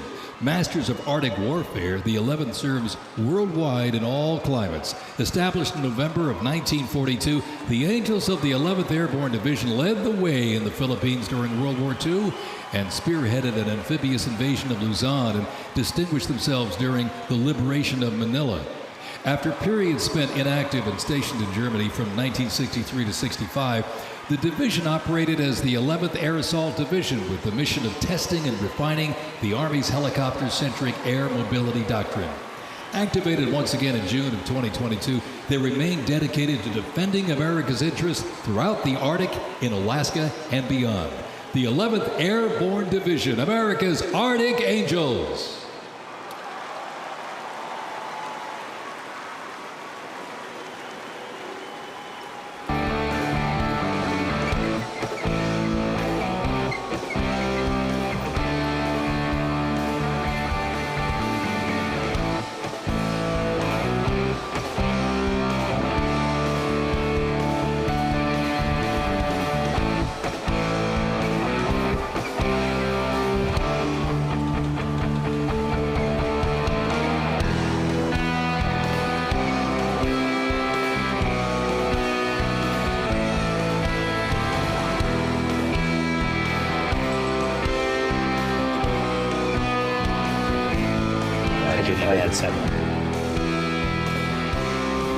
Apparently someone made him cry. We just saw Vice President Vance looking like he's having a good time, and now a thumbs up from the Secretary of Defense as the Army parade rolls on down Constitution Avenue here in Washington. I'm Sagar Meghani. This is Tara Kopp. We have Command Sergeant Major Alex Prati joining us here as well. The weather has largely been better than people expected at this point. We have seen some delays in what we expected to be some aircraft flights, specifically a lot of helicopters that should have been in the air several minutes ago that we have yet to see. Still thunderstorms predicted here in Washington, still a flood threat, still a lightning threat. So it's unclear how all of that may play out, how it may affect President Trump's remarks later, fireworks, concert. We still have a ways to go, but Sergeant Major, give us a sense of what we're seeing now as the president stands and salutes once again. Well, I think we're finishing up the modern era right now. What we're hoping to see is potentially, we spoke briefly about the Night Stalkers and some of the aircraft and some of the things they're able to do. And as we finish up right now this parade, what we have at the very end is we have a lot of the service, the academies. We have VMI, we have the Citadel, we have the Aggies, Texas A&M. We have current soldiers going through AIT, and then most importantly, the future of our Army, which is prospective soldiers hoping to wear our nation's cloth here in the future. And that is what this is all about, and it's the future. We talked about the last 250 years, but there's so many more years ahead, and that is your Army. That's going to be the future of our Army, and I'm truly excited to see them be part of this incredible parade. What is it that you, as a career soldier who's risen to the top of his field, wants kids, maybe young kids, maybe kids younger than 10, or maybe middle school or high school kids, what would you like them to walk away from either the mall, where they got to see this in person, or watching here or on TV or wherever? What do you hope this did to them in terms of how the Army is presented? Well, first and foremost, it's still a sense of pride of being an American citizen and being proud of their Army, knowing that their Army for 250 years has been at the forefront of freedom, fighting for our values, fighting to protect the American public, and standing tall and ready to continue to do that into the future. And there is so much to do. Hopefully over the last hour they've been able to see the different specialties that they can see. It's not just about being an infantryman or an armor. It's in aviation, it's in medicine. There's so many things available for them to do. Sagar, in the weeks building up to this, I was talking to the Army a lot about what they hope to accomplish, both for the festival and the parade. And one of them said, we're really looking at that 6-year-old, 7-year-old, 8-year-old kid who's going to see an Abrams tank, or who's going to see a Paladin, or who's going to see an Apache helicopter fly overhead, and put that idea in their head of this is the Army, this is what they could do with their lives. And 10 years later, that seed is still there, and maybe it starts a conversation about military service. And one of the things I want to add, I don't want to be confused. We've talked about changes from the Revolutionary War, and we're all mesmerized by all these different platforms we're seeing. But at the end of the day, precision fire missiles, so the next gen weapon, there's a soldier at the end that's going to make the decision to pull that trigger. And that is our most valuable asset, is the American soldier. And I'm so proud to have this opportunity to actually watch them walk and march in our nation's capital today. We're going to see cadets, as you mentioned, both from Texas A&M, VMI, the Citadel. We're going to see new enlistees who are in basic training, and then we're going to see new recruits or soldiers re-enlisting. And those, as they go by that presidential reviewing stand, they will raise their right arms, and they will be sworn in by the commander-in-chief as they drive by. That has to be another thrill for some of these young soldiers or soon-to-be soldiers. It's not every day you get sworn into service by the President of the United States. Exactly. I remember early on in my days of covering the Pentagon being at an event somewhere on the mall, and General Dick Cody, who was then the Vice Chief of Staff, was there to swear in a group, and they didn't happen to, I was sitting in a row with them, they didn't happen to notice that he had come to the row and went to sit down, and a couple of them glanced up and just did this great double take and all shot up to salute. A couple of them knocked over their chairs, and I just remember General Cody said, "You all sit down, I'm just going to grab a seat, don't mind me." And he went up and swore them in, and I remember thinking then, like, wow, what a thrill for these 18-year-old kids that the number 2 officer in the Army just swore them in, which is pretty good. Except when you have the commander-in-chief getting to do it. Absolutely. Even better. Absolutely.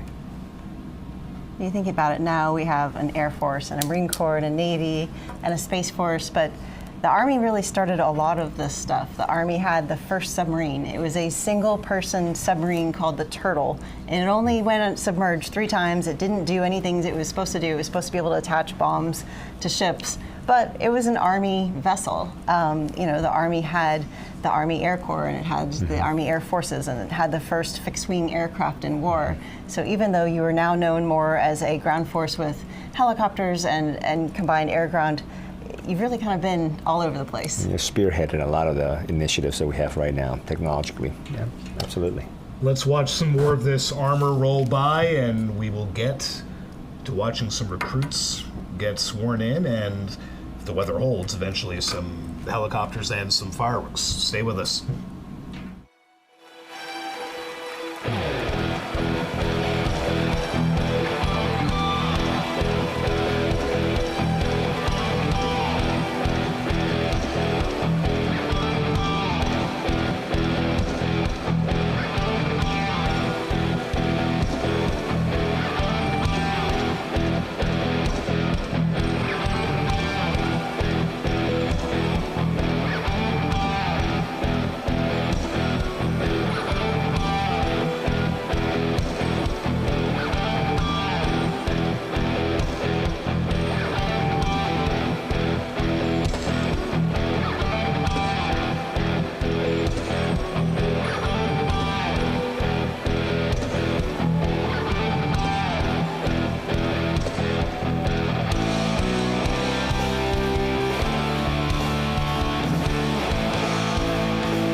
Before you is a platoon from the Multi-Purpose Company's 2nd Battalion, 327th Infantry Regiment, 1st Mobile Brigade, 101st Airborne Division, Bastogne. They are showcasing the Army's Transformation in Contact Initiative, a program that allows the Army to rapidly test, evaluate, and equip our soldiers with the newest technologies. Modern, mobile, and mission-ready, the Bastogne Brigade continues to adapt to new threats while staying rooted in the fierce resilience that defined its birth. They are carrying the next generation squad weapons, the XM7 and XM250, both equipped with the XM-157 optic. The vehicles are the infantry squad vehicle, a new mobility asset that can rapidly move through most terrain types. The trailer is the S-MET, and it's capable of carrying heavy loads under its own power through restrictive terrain. This platoon is equipped with 3 types of small unmanned aerial systems. They are the Ghost X, located on the S-MET, the C-100, and right above us there, the X-10D, which are flying above the formation right now.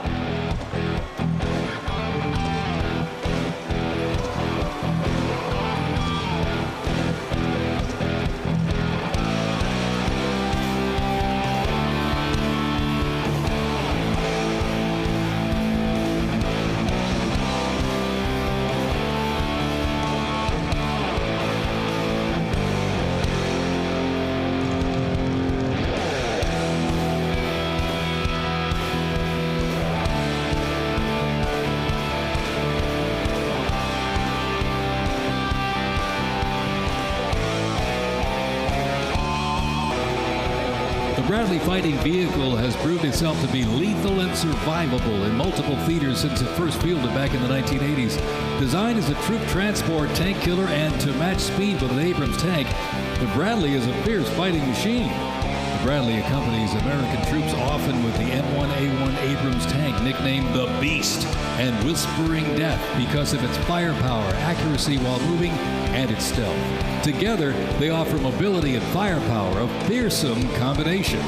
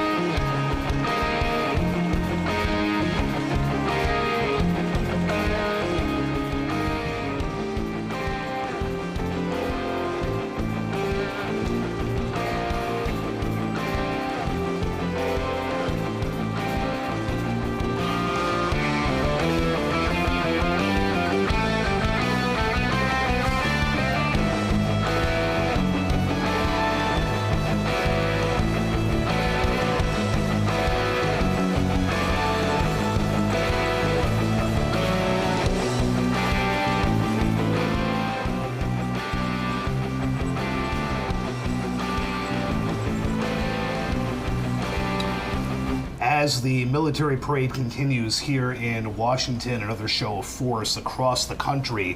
What you're seeing on the right side of the screen is Los Angeles, with riot police with shields and batons and horses.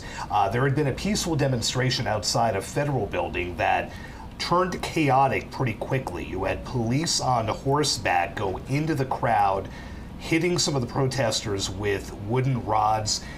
The LAPD then fired tear gas and used other crowd control measures that sent people fleeing. The LAPD issued a dispersal order, which was rather quickly ignored, and the crowd seems to have gathered itself again. One woman who was in that crowd said this was a total 100% overreaction. We were peaceful, we were just standing there, and they decided to come after us. So this is a pretty visual representation of on edge how many cities have been today. No King's rallies in cities big and small, from major highways to small town squares across America, even as the military parade is taking place here in Washington.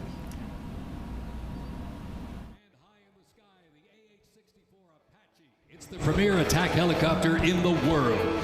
The Apache entered service in the mid-1980s and continues to evolve and modify to meet worldwide threats. It can deliver intense fire on the battlefield with an array of aerial rockets, guided Hellfire missiles, along with 30mm cannon fire.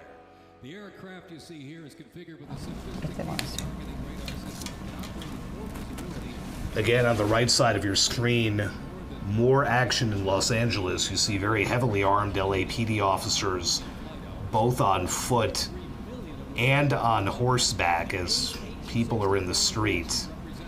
Again, there had been a dispersal order issued by the LAPD outside this federal building that many protesters decided to ignore.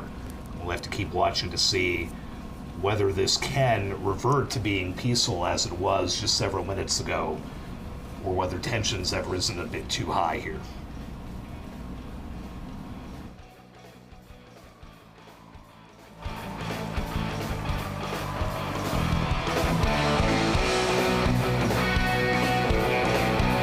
Special thanks to our sponsor, Lockheed Martin.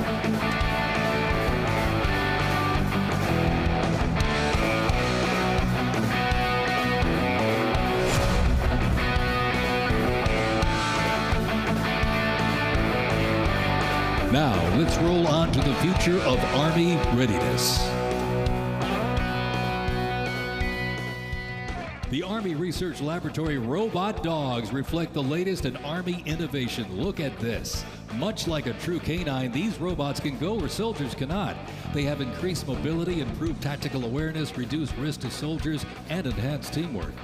Replacing soldiers, robot dogs can explore terrain that may be difficult for soldiers to traverse, dispose of explosive ordnance, and act in defensive posture or aggressive capacity when armed.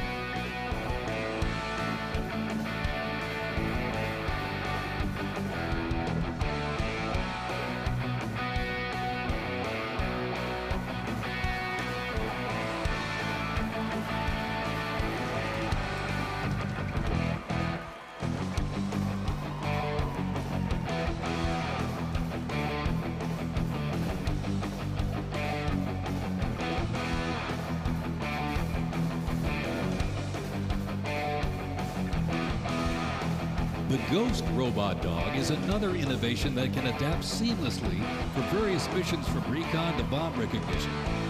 These dogs reduce risk and support soldiers completely in high-stakes missions. They have a standard walk speed of 2 miles per hour and are working towards 6.7 miles per hour sprint.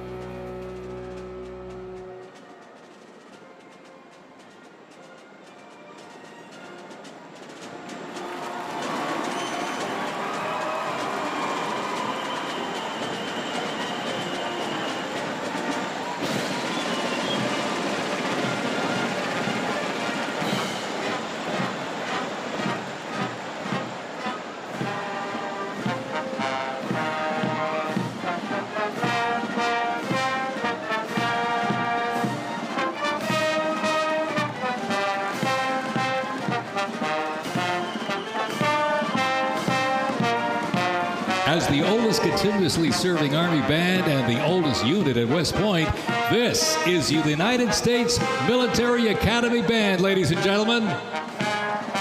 West Point Band traces its history to a single drummer and fifer appointed by George Washington during the American Revolution. Over the next 2 centuries, this band evolved into one of the most capable and versatile performing groups in the world.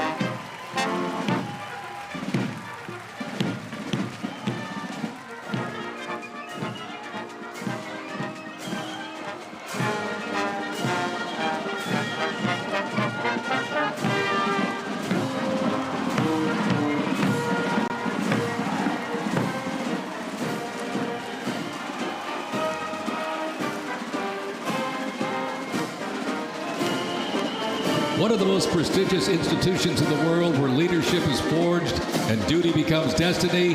This is West Point, where Army leaders are made. With the motto of duty, honor, and country, West Point trains the best and brightest to serve their country as Army officers. Founded back in 1802 by President Thomas Jefferson, West Point is the home of the Long Gray Line, a legacy of courage and excellence that includes 77 Medal of Honor recipients, 2 U.S. presidents, Grant and Eisenhower, and numerous generals, including John J. Pershing, Douglas MacArthur, and Norman Schwarzkopf.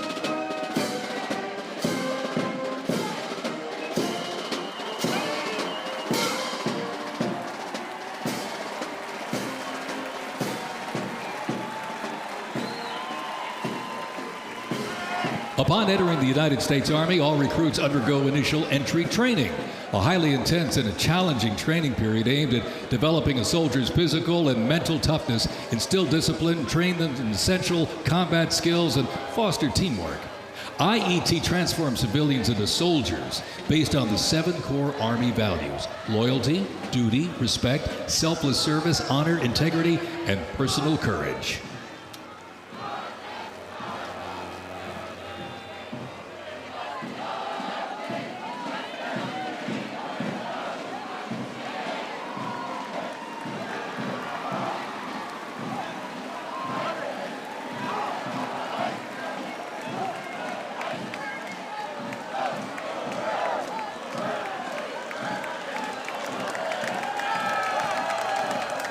The Virginia Military Institute, on a mission to produce citizen soldiers, men and women educated for civilian life, prepared to serve their country in the armed forces.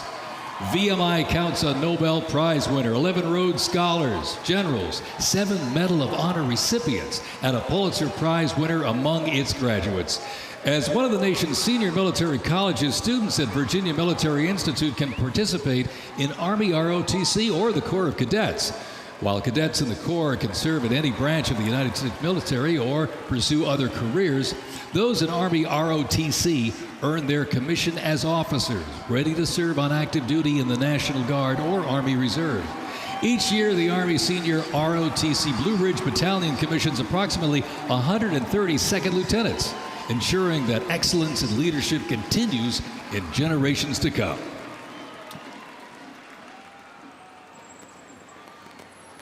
The Citadel, the Military College of South Carolina, offers students the opportunity to participate in Army ROTC or the Historic Corps of Cadets. Founded in 1842, the Citadel is the 3rd oldest of the senior military colleges and is known for its Corps of Cadets living and studying under a classical military system that makes leadership and character development essential.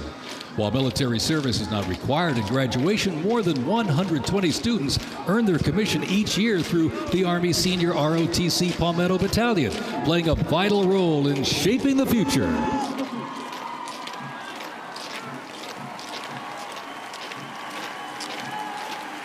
As one of the nation's senior military colleges, Texas A&M University is home to both Army ROTC and the renowned Corps of Cadets. The Corps of Cadets' central purposes has remained building individuals that exemplify respect, excellence, leadership, loyalty, integrity, and selfless service. Students at the university who participate in the Army ROTC earn their commission as officers ready to serve on active duty in the National Guard or Army Reserve. Each year, the Army Senior ROTC Warrior Training Battalion at Texas A&M proudly commissions more than 90 second lieutenants and is honored to shape the future leaders of the U.S. Army.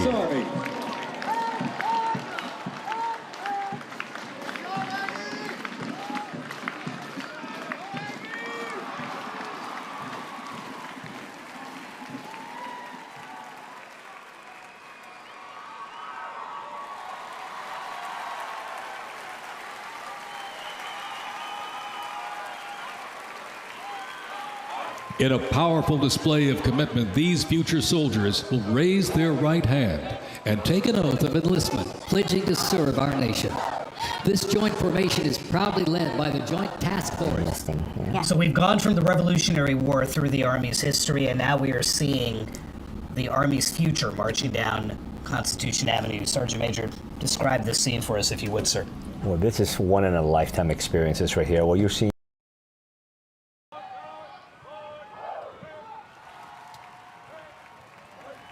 Shaping tomorrow's Army, West Point's most inspiring cadets remind us that America's future is courageous and in capable hands.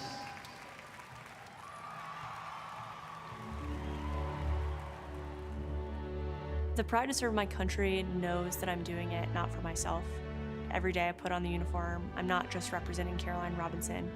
I'm representing my company here at the Academy. I'm representing West Point. I'm representing the United States Army, and ultimately, I'm representing the United States of America. I really came to West Point because belief in the American dream and giving back to our country You're a part of something that is much bigger than yourself. You're a part of a tradition of excellence and a legacy that's connected not only to the Academy, but to the American Army. I'm surrounded by people who want to make themselves better and serve our country.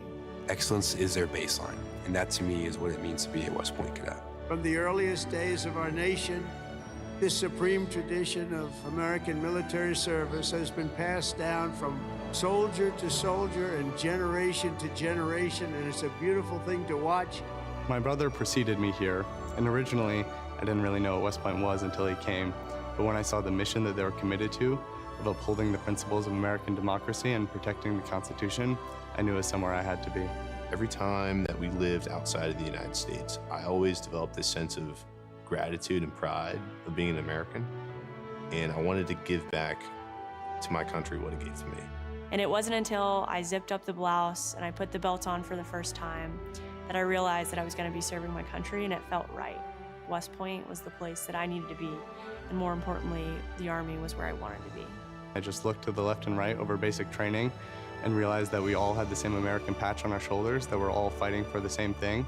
I mean, there was no better feeling in the world knowing that every single person around you is committed and willing to die for that mission. You came for excellence, you came for duty, you came to serve your country, and you came to show yourselves that you are among the smartest, toughest, strongest, most lethal warriors ever to walk on this planet. What excites me the most about my future in the Army is the opportunity that I'm going to have to give back to the American soldiers that I'm going to be leading. Because ultimately, they don't get to choose. And to me, it's that burden of responsibility to be the best leader. And as a young officer, that's going to be exactly what I get to do. I was the cadet basic training first detail for the first 3 weeks.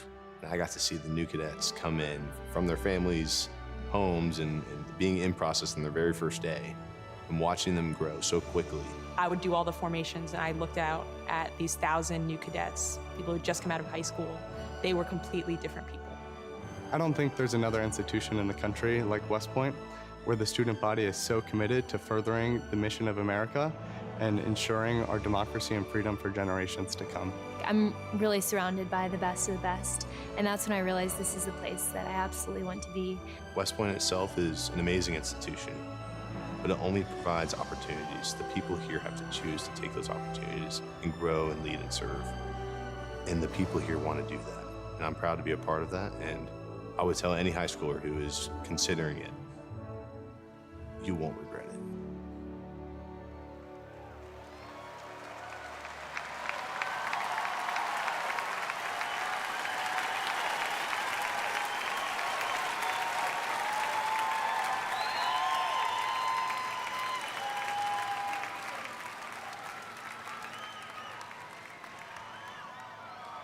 Left. Pace. Mr. President, First Sergeant Norton reporting for duty, sir. Ready to commence the ceremony as directed. I state your name. I Do solemnly swear that I will support and defend the Constitution of the United States of America against all enemies, foreign and domestic, that I will bear true faith and allegiance to the same, and that I will obey the orders of the President of the United States and the orders of the officers appointed over me according to regulations and the Uniform Code of Military Justice. So help me God. Congratulations, congratulations. Welcome to the United States Army, and have a great life. Thank you very much. Have a great life. Thank you.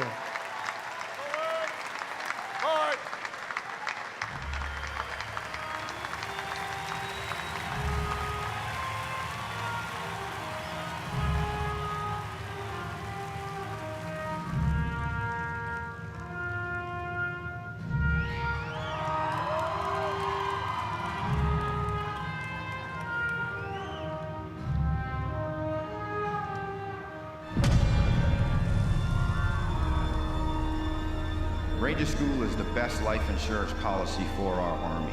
It will always end with two people facing off with each other, and we need young leaders to be able to close with and destroy the enemy and defend our nation's interests forward. Surrender is not a Ranger word. It's not an option. I know that I'm not going to be able to get to do this again. This is my chance. It all starts at the legendary Ranger School, the crucible where these elite warriors are forged. It has been described as the longest approved gut check in the Army.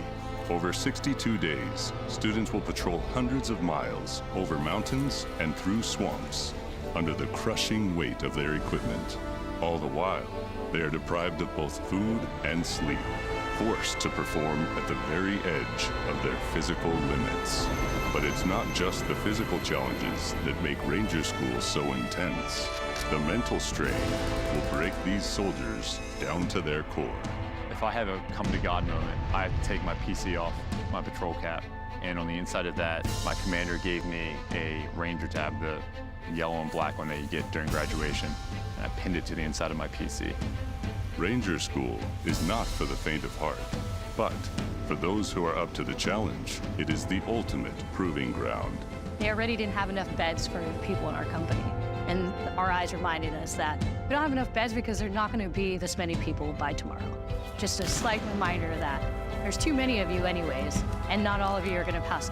Rangers, if you don't figure it out, you're about to get another casualty. It's completely different than what people would think Ranger School is like, but you can't put that into words, so it's hard to tell somebody something that you have to experience for yourself. They got a saying, it's called as the tab turns. So Ranger School is continuing to change and to develop, but at the end of the day, it is the same, right? They're always gonna put you in scenarios that is gonna test with your ability to actually make decisions on the ground.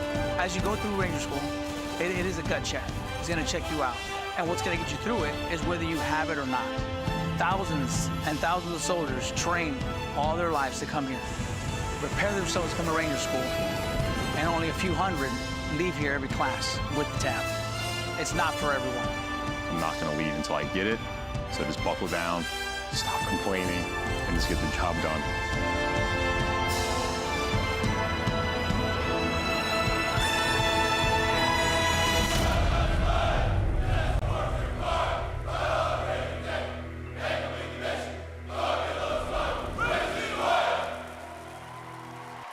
Please welcome country music sensation and proud supporter of our troops, Warren Ziders.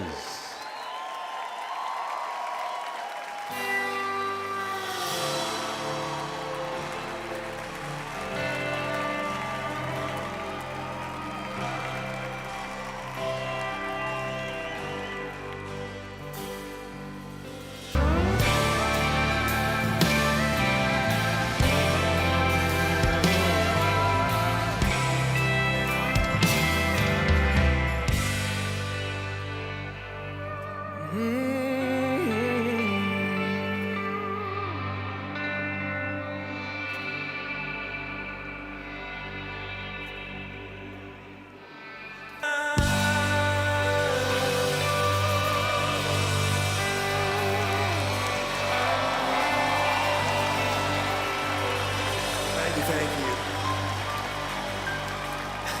I'm not gonna lie, y'all, I'm nervous, but I would just like to say thank you so much for having me here tonight. I am just so fortunate to be here in front of y'all, and thank you guys so much for what you guys do. And honestly, happy birthday, y'all. Happy birthday.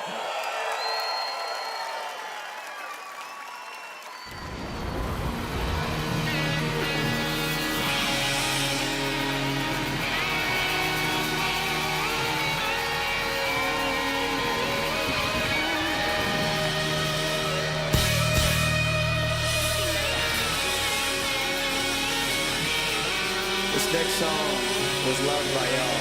So if you know the words, please sing along. This song's called Ride the Lightning, y'all.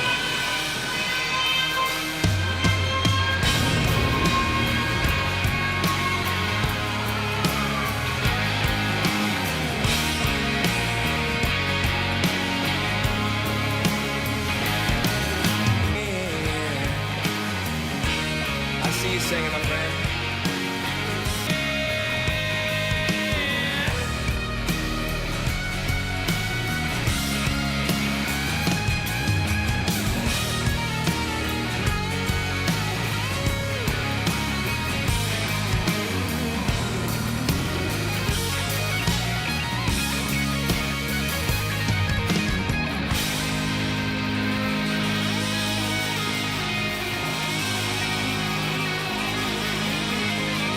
We got one more chorus, y'all.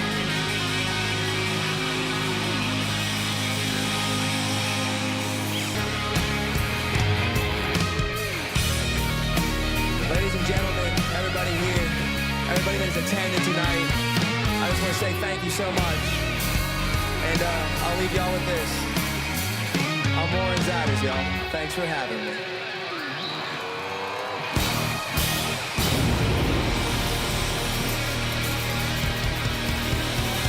It has been my honor, ladies and gentlemen. I really mean that. Thank you so much.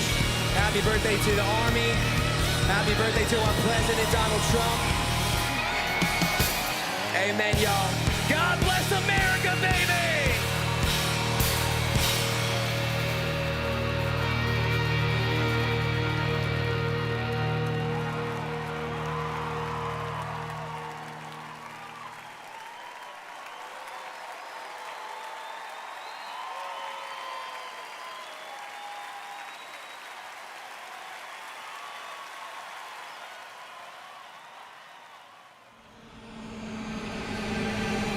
This week we honor 250 years of valor and glory and triumph by the greatest fighting force ever to walk the face of the earth, the United States Army. Each of you on the field today is among the most talented members of your generation. You could have done anything you wanted. You could have gone anywhere. You could have gone to any school. Matt's incredible heroism helped ensure that not a single American soldier died in the Battle of Shock Valley. For 2.5 centuries, our soldiers have marched into the raging fires of battle and obliterated America's enemies. The dignity, daring, and devotion of the American military is unrivaled anywhere in history and any place in the world. Our soldiers do not rest until they win. Our citizens know that you're standing guard, killing terrorists, crushing our enemies, and keeping America safe. But you're also keeping it strong and proud and mighty and free. This week we remember that we only have a country because we first had an army. As President of the United States, let me express my undying gratitude for every soldier here today, for every veteran and their incredible families, and for every patriot who has worn the uniform. Our debt to you is infinite and everlasting. With the grace of God, America will always prevail.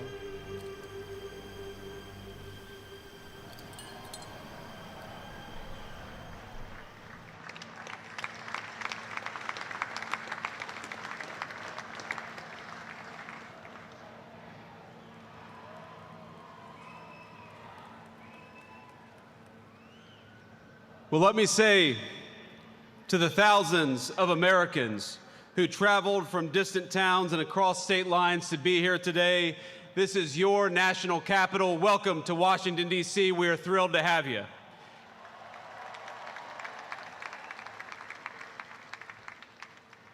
This evening, as we celebrate the 250th anniversary of the United States Army, the oldest branch of the greatest fighting force ever known to man, I want to say to all the soldiers all across our nation's capital and all across the world, happy birthday, soldiers. We're proud of you.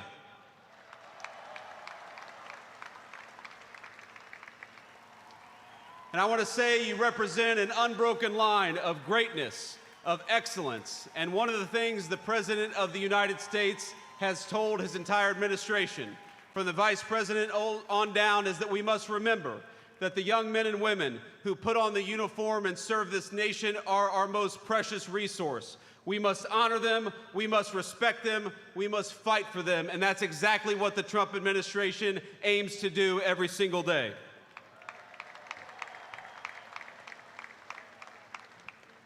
And so to our soldiers, we're so proud of you, and let me tell you that the way that we honor and respect you is, number one, we never ask you to go to war unless you absolutely have to, and number two, When we do ask you to go to war, we give you the weapons and the support needed to kick the hell out of the enemy and come back home safely.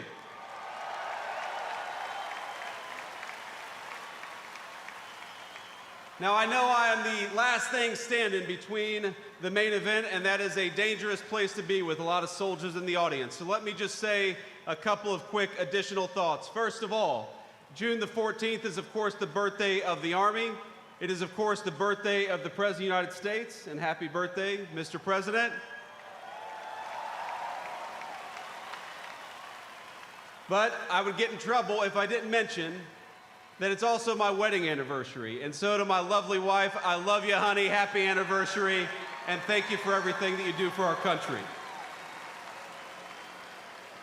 So without further ado, it is my pleasure to introduce the 45th and 47th Commander-in-Chief of the United States military, President Donald J. Trump.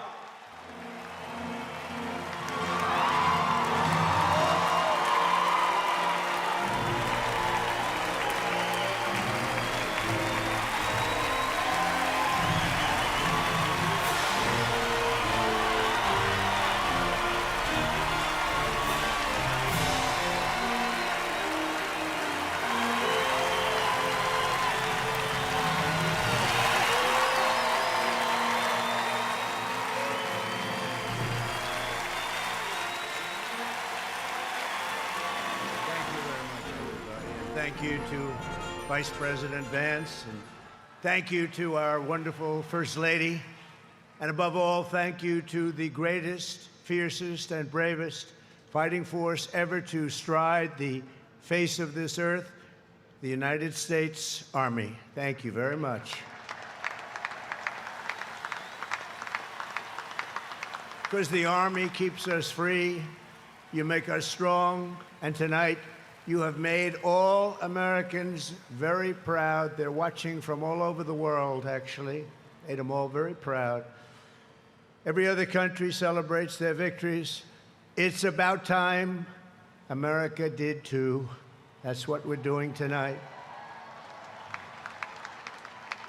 And watching this magnificent display, our souls are filled with gratitude for every generation of warriors who have worn the uniform all the way back to the very beginning.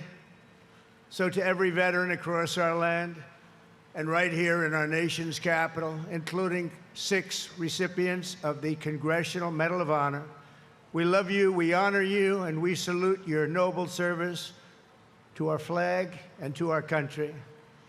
As we celebrate tonight, we also think of the hundreds of thousands of Army soldiers who have made the supreme sacrifice for our nation and selflessly laid down their lives in every war, from the Revolution to the War on Terror. To the Gold Star families with us today, the courage of your heroes is the bedrock on which our entire nation stands. We thank you. Yes, we thank you. Today we commemorate an event that did not just change American history, but changed the history of the entire world. With the creation of America's Army on June 14th, 1775, liberty got its shield and the freedom got its sword. Those first Army patriots in the American Revolution fought against a fearsome enemy and impossible odds, but they were armed with a righteous cause. They were led by an indomitable commander, a truly great man, General George Washington, and they were united by an eternal creed. Their motto was victory or death.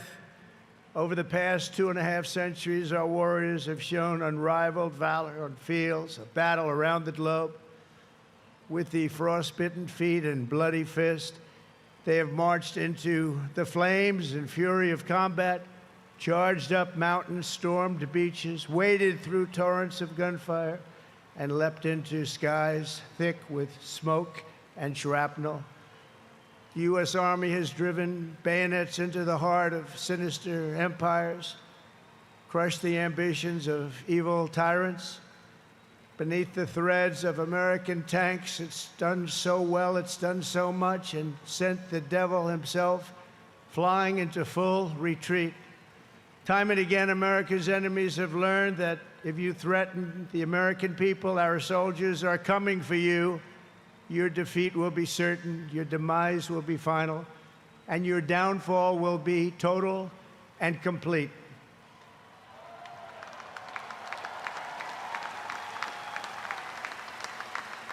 Because our soldiers never give up, never surrender, and never, ever quit.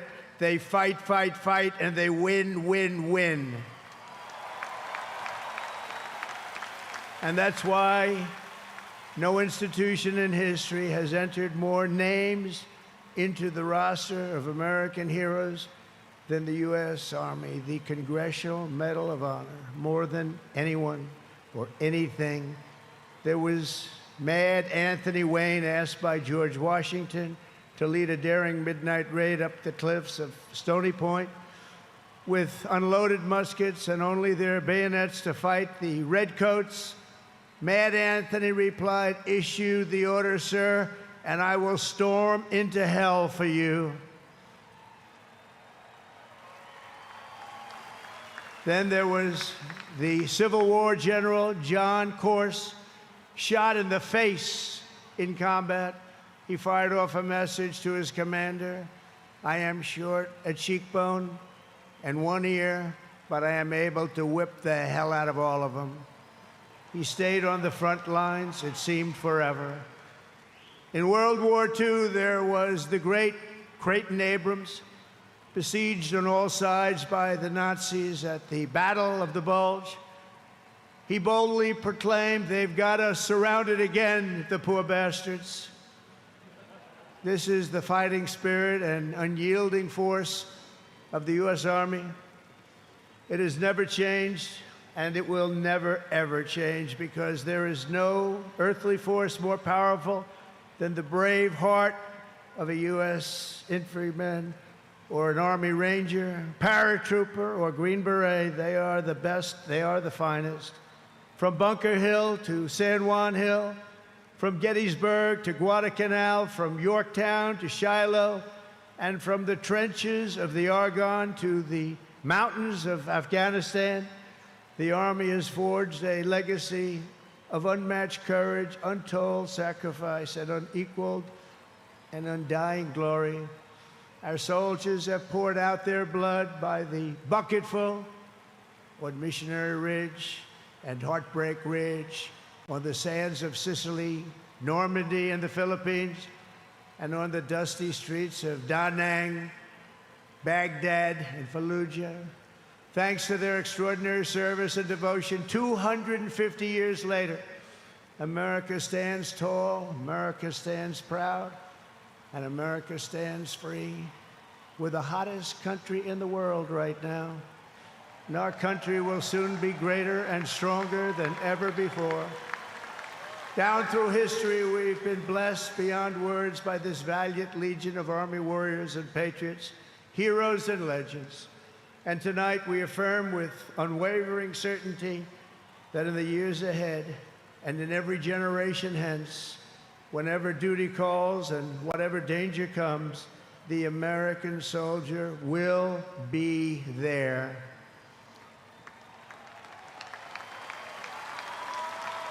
No matter the risk, no matter the obstacles, our warriors will charge into battle. They will plunge into the crucible of fire, and they will seize the crown of victory, because the United States of America will always have the grace of Almighty God and the iron will of the United States Army. Congratulations to everybody. We love our country. We've never done better. Thank you. God bless you. God bless the Army, and God bless America.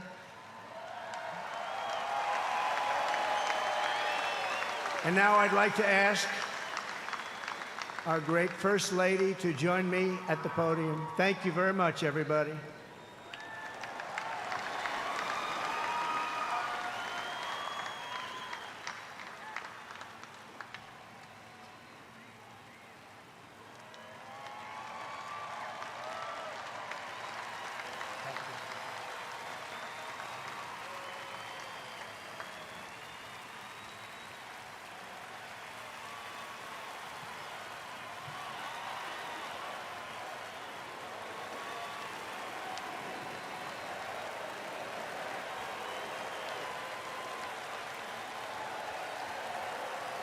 Mr. President, on behalf of the United States Army, the Army Golden Knights, I would like to present to you this flag, which was flown over our nation's capital in free fall during the Army's 250th birthday celebration.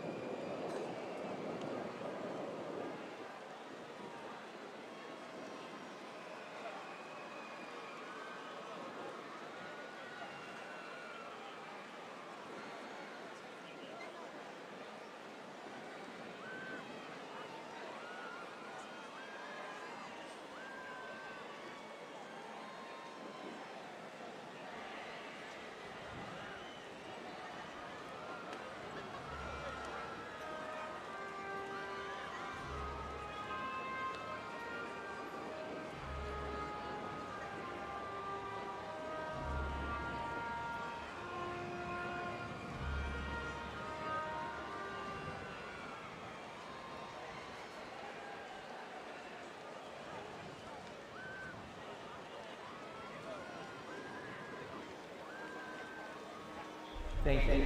Thank you. Thank you, U.S. Army. Thank you. Thank you. Thank you. Thank you, Army, for 250 years. Thank you so much for serving alongside my grandfather and my great-grandfather, for your service, for your country, for your family. And I just want to say thank you from a generation that may not have known your name, but I get to live in the freedom because of it. I want to thank all the U.S. service members, men and women, and especially the Army for their 250th birthday.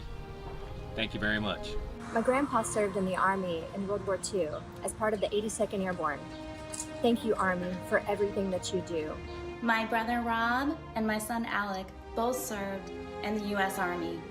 We thank you for your courage, your sacrifices, and the burdens that you may now carry. Thank you so much for doing what you do, putting your lives on the line for other men like me to live the life I live. I just want to say happy birthday to the U.S. Army, congratulating them on 250 years. I want to give a big shout out to my Uncle Zadien, who served in the Army, and thank you for all you do. I'm very thankful for the dedication and the hard work of the men and women of the U.S. Army. Hi, American soldiers. Thank you for all you do. Love you. Our freedom is not free, and we know that we are free because of you and your efforts. Thank you to our Army active duty and veterans for protecting our rights and freedoms. Comes at an immeasurable cost. I'm wishing you the best. Happy birthday. Go on. Happy birthday, Army. Thank you to everybody who's serving today and has served in the past. Love you guys and girls. Thank you so much for everything you do.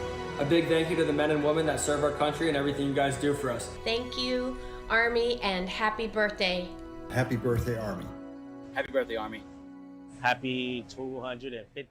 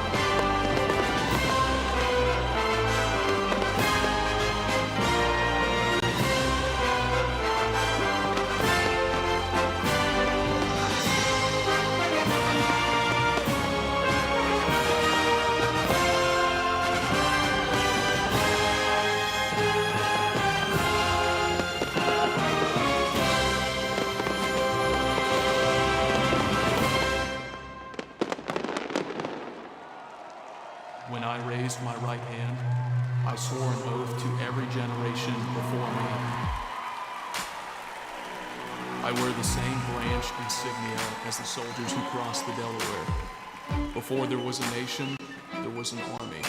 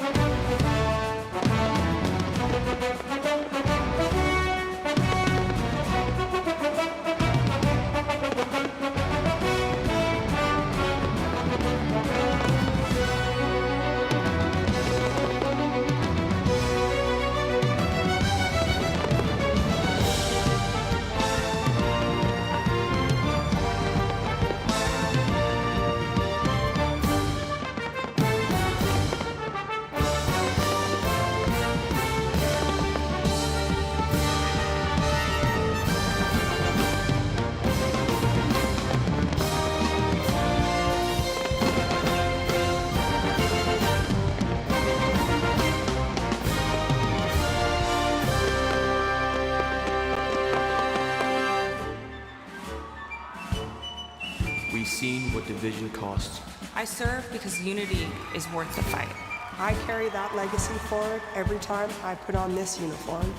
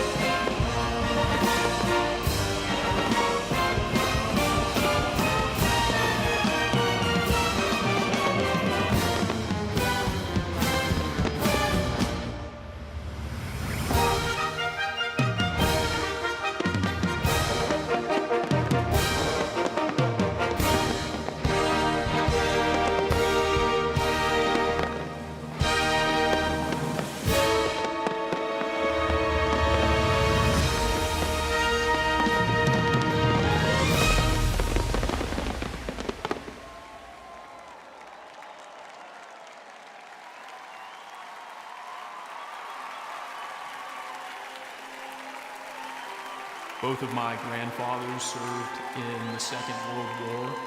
They answered the challenges of their time, and it is my goal in this uniform to answer and meet the challenges of my time head on.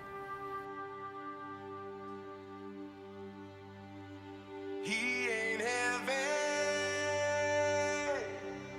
he's my brother.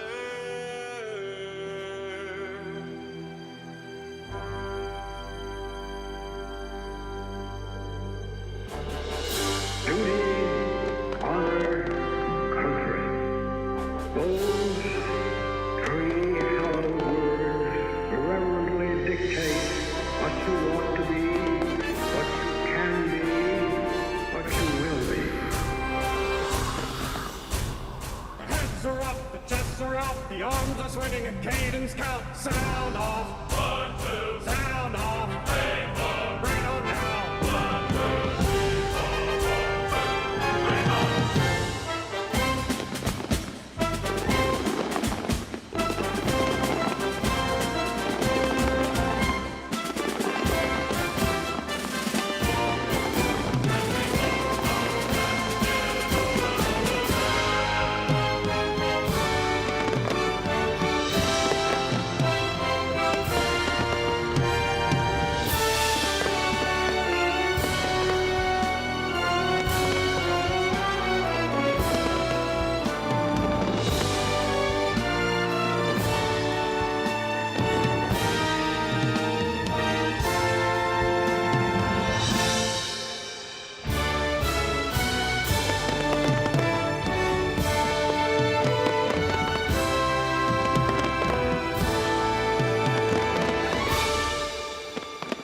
There's a strength in these bonds.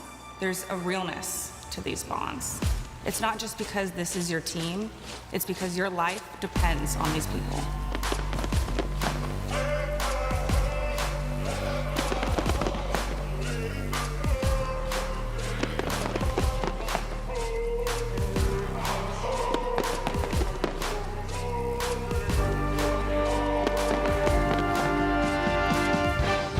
I am an American soldier.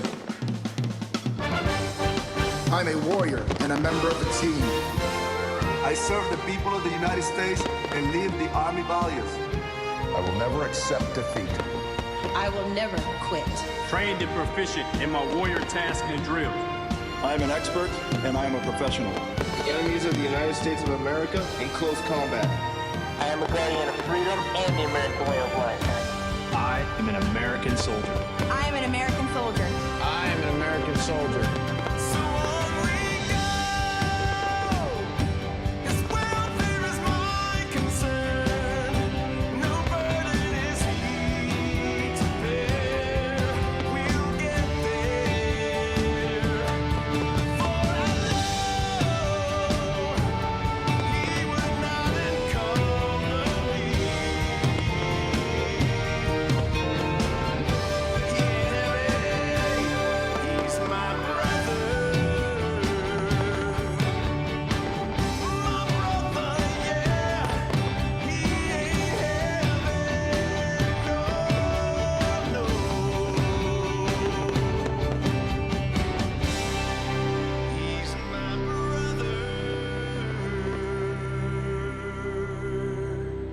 outside guarding the tomb of the unknown soldier. It is one of the most honorable jobs I think that I could have had in the military. I think about those soldiers who made the ultimate sacrifice. Oh, beautiful for heroes proved in liberating strife.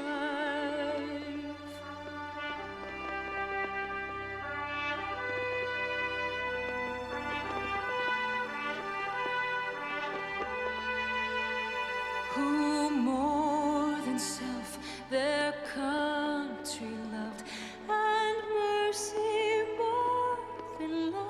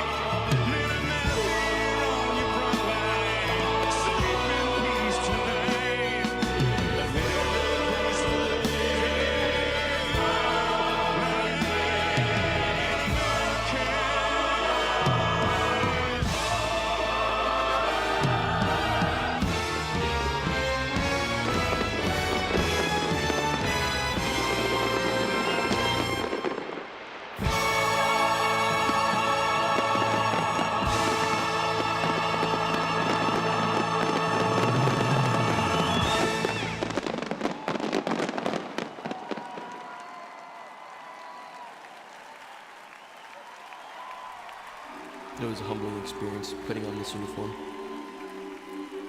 I believe this uniform is a symbol of trust, and it represents the highest ideals of our country.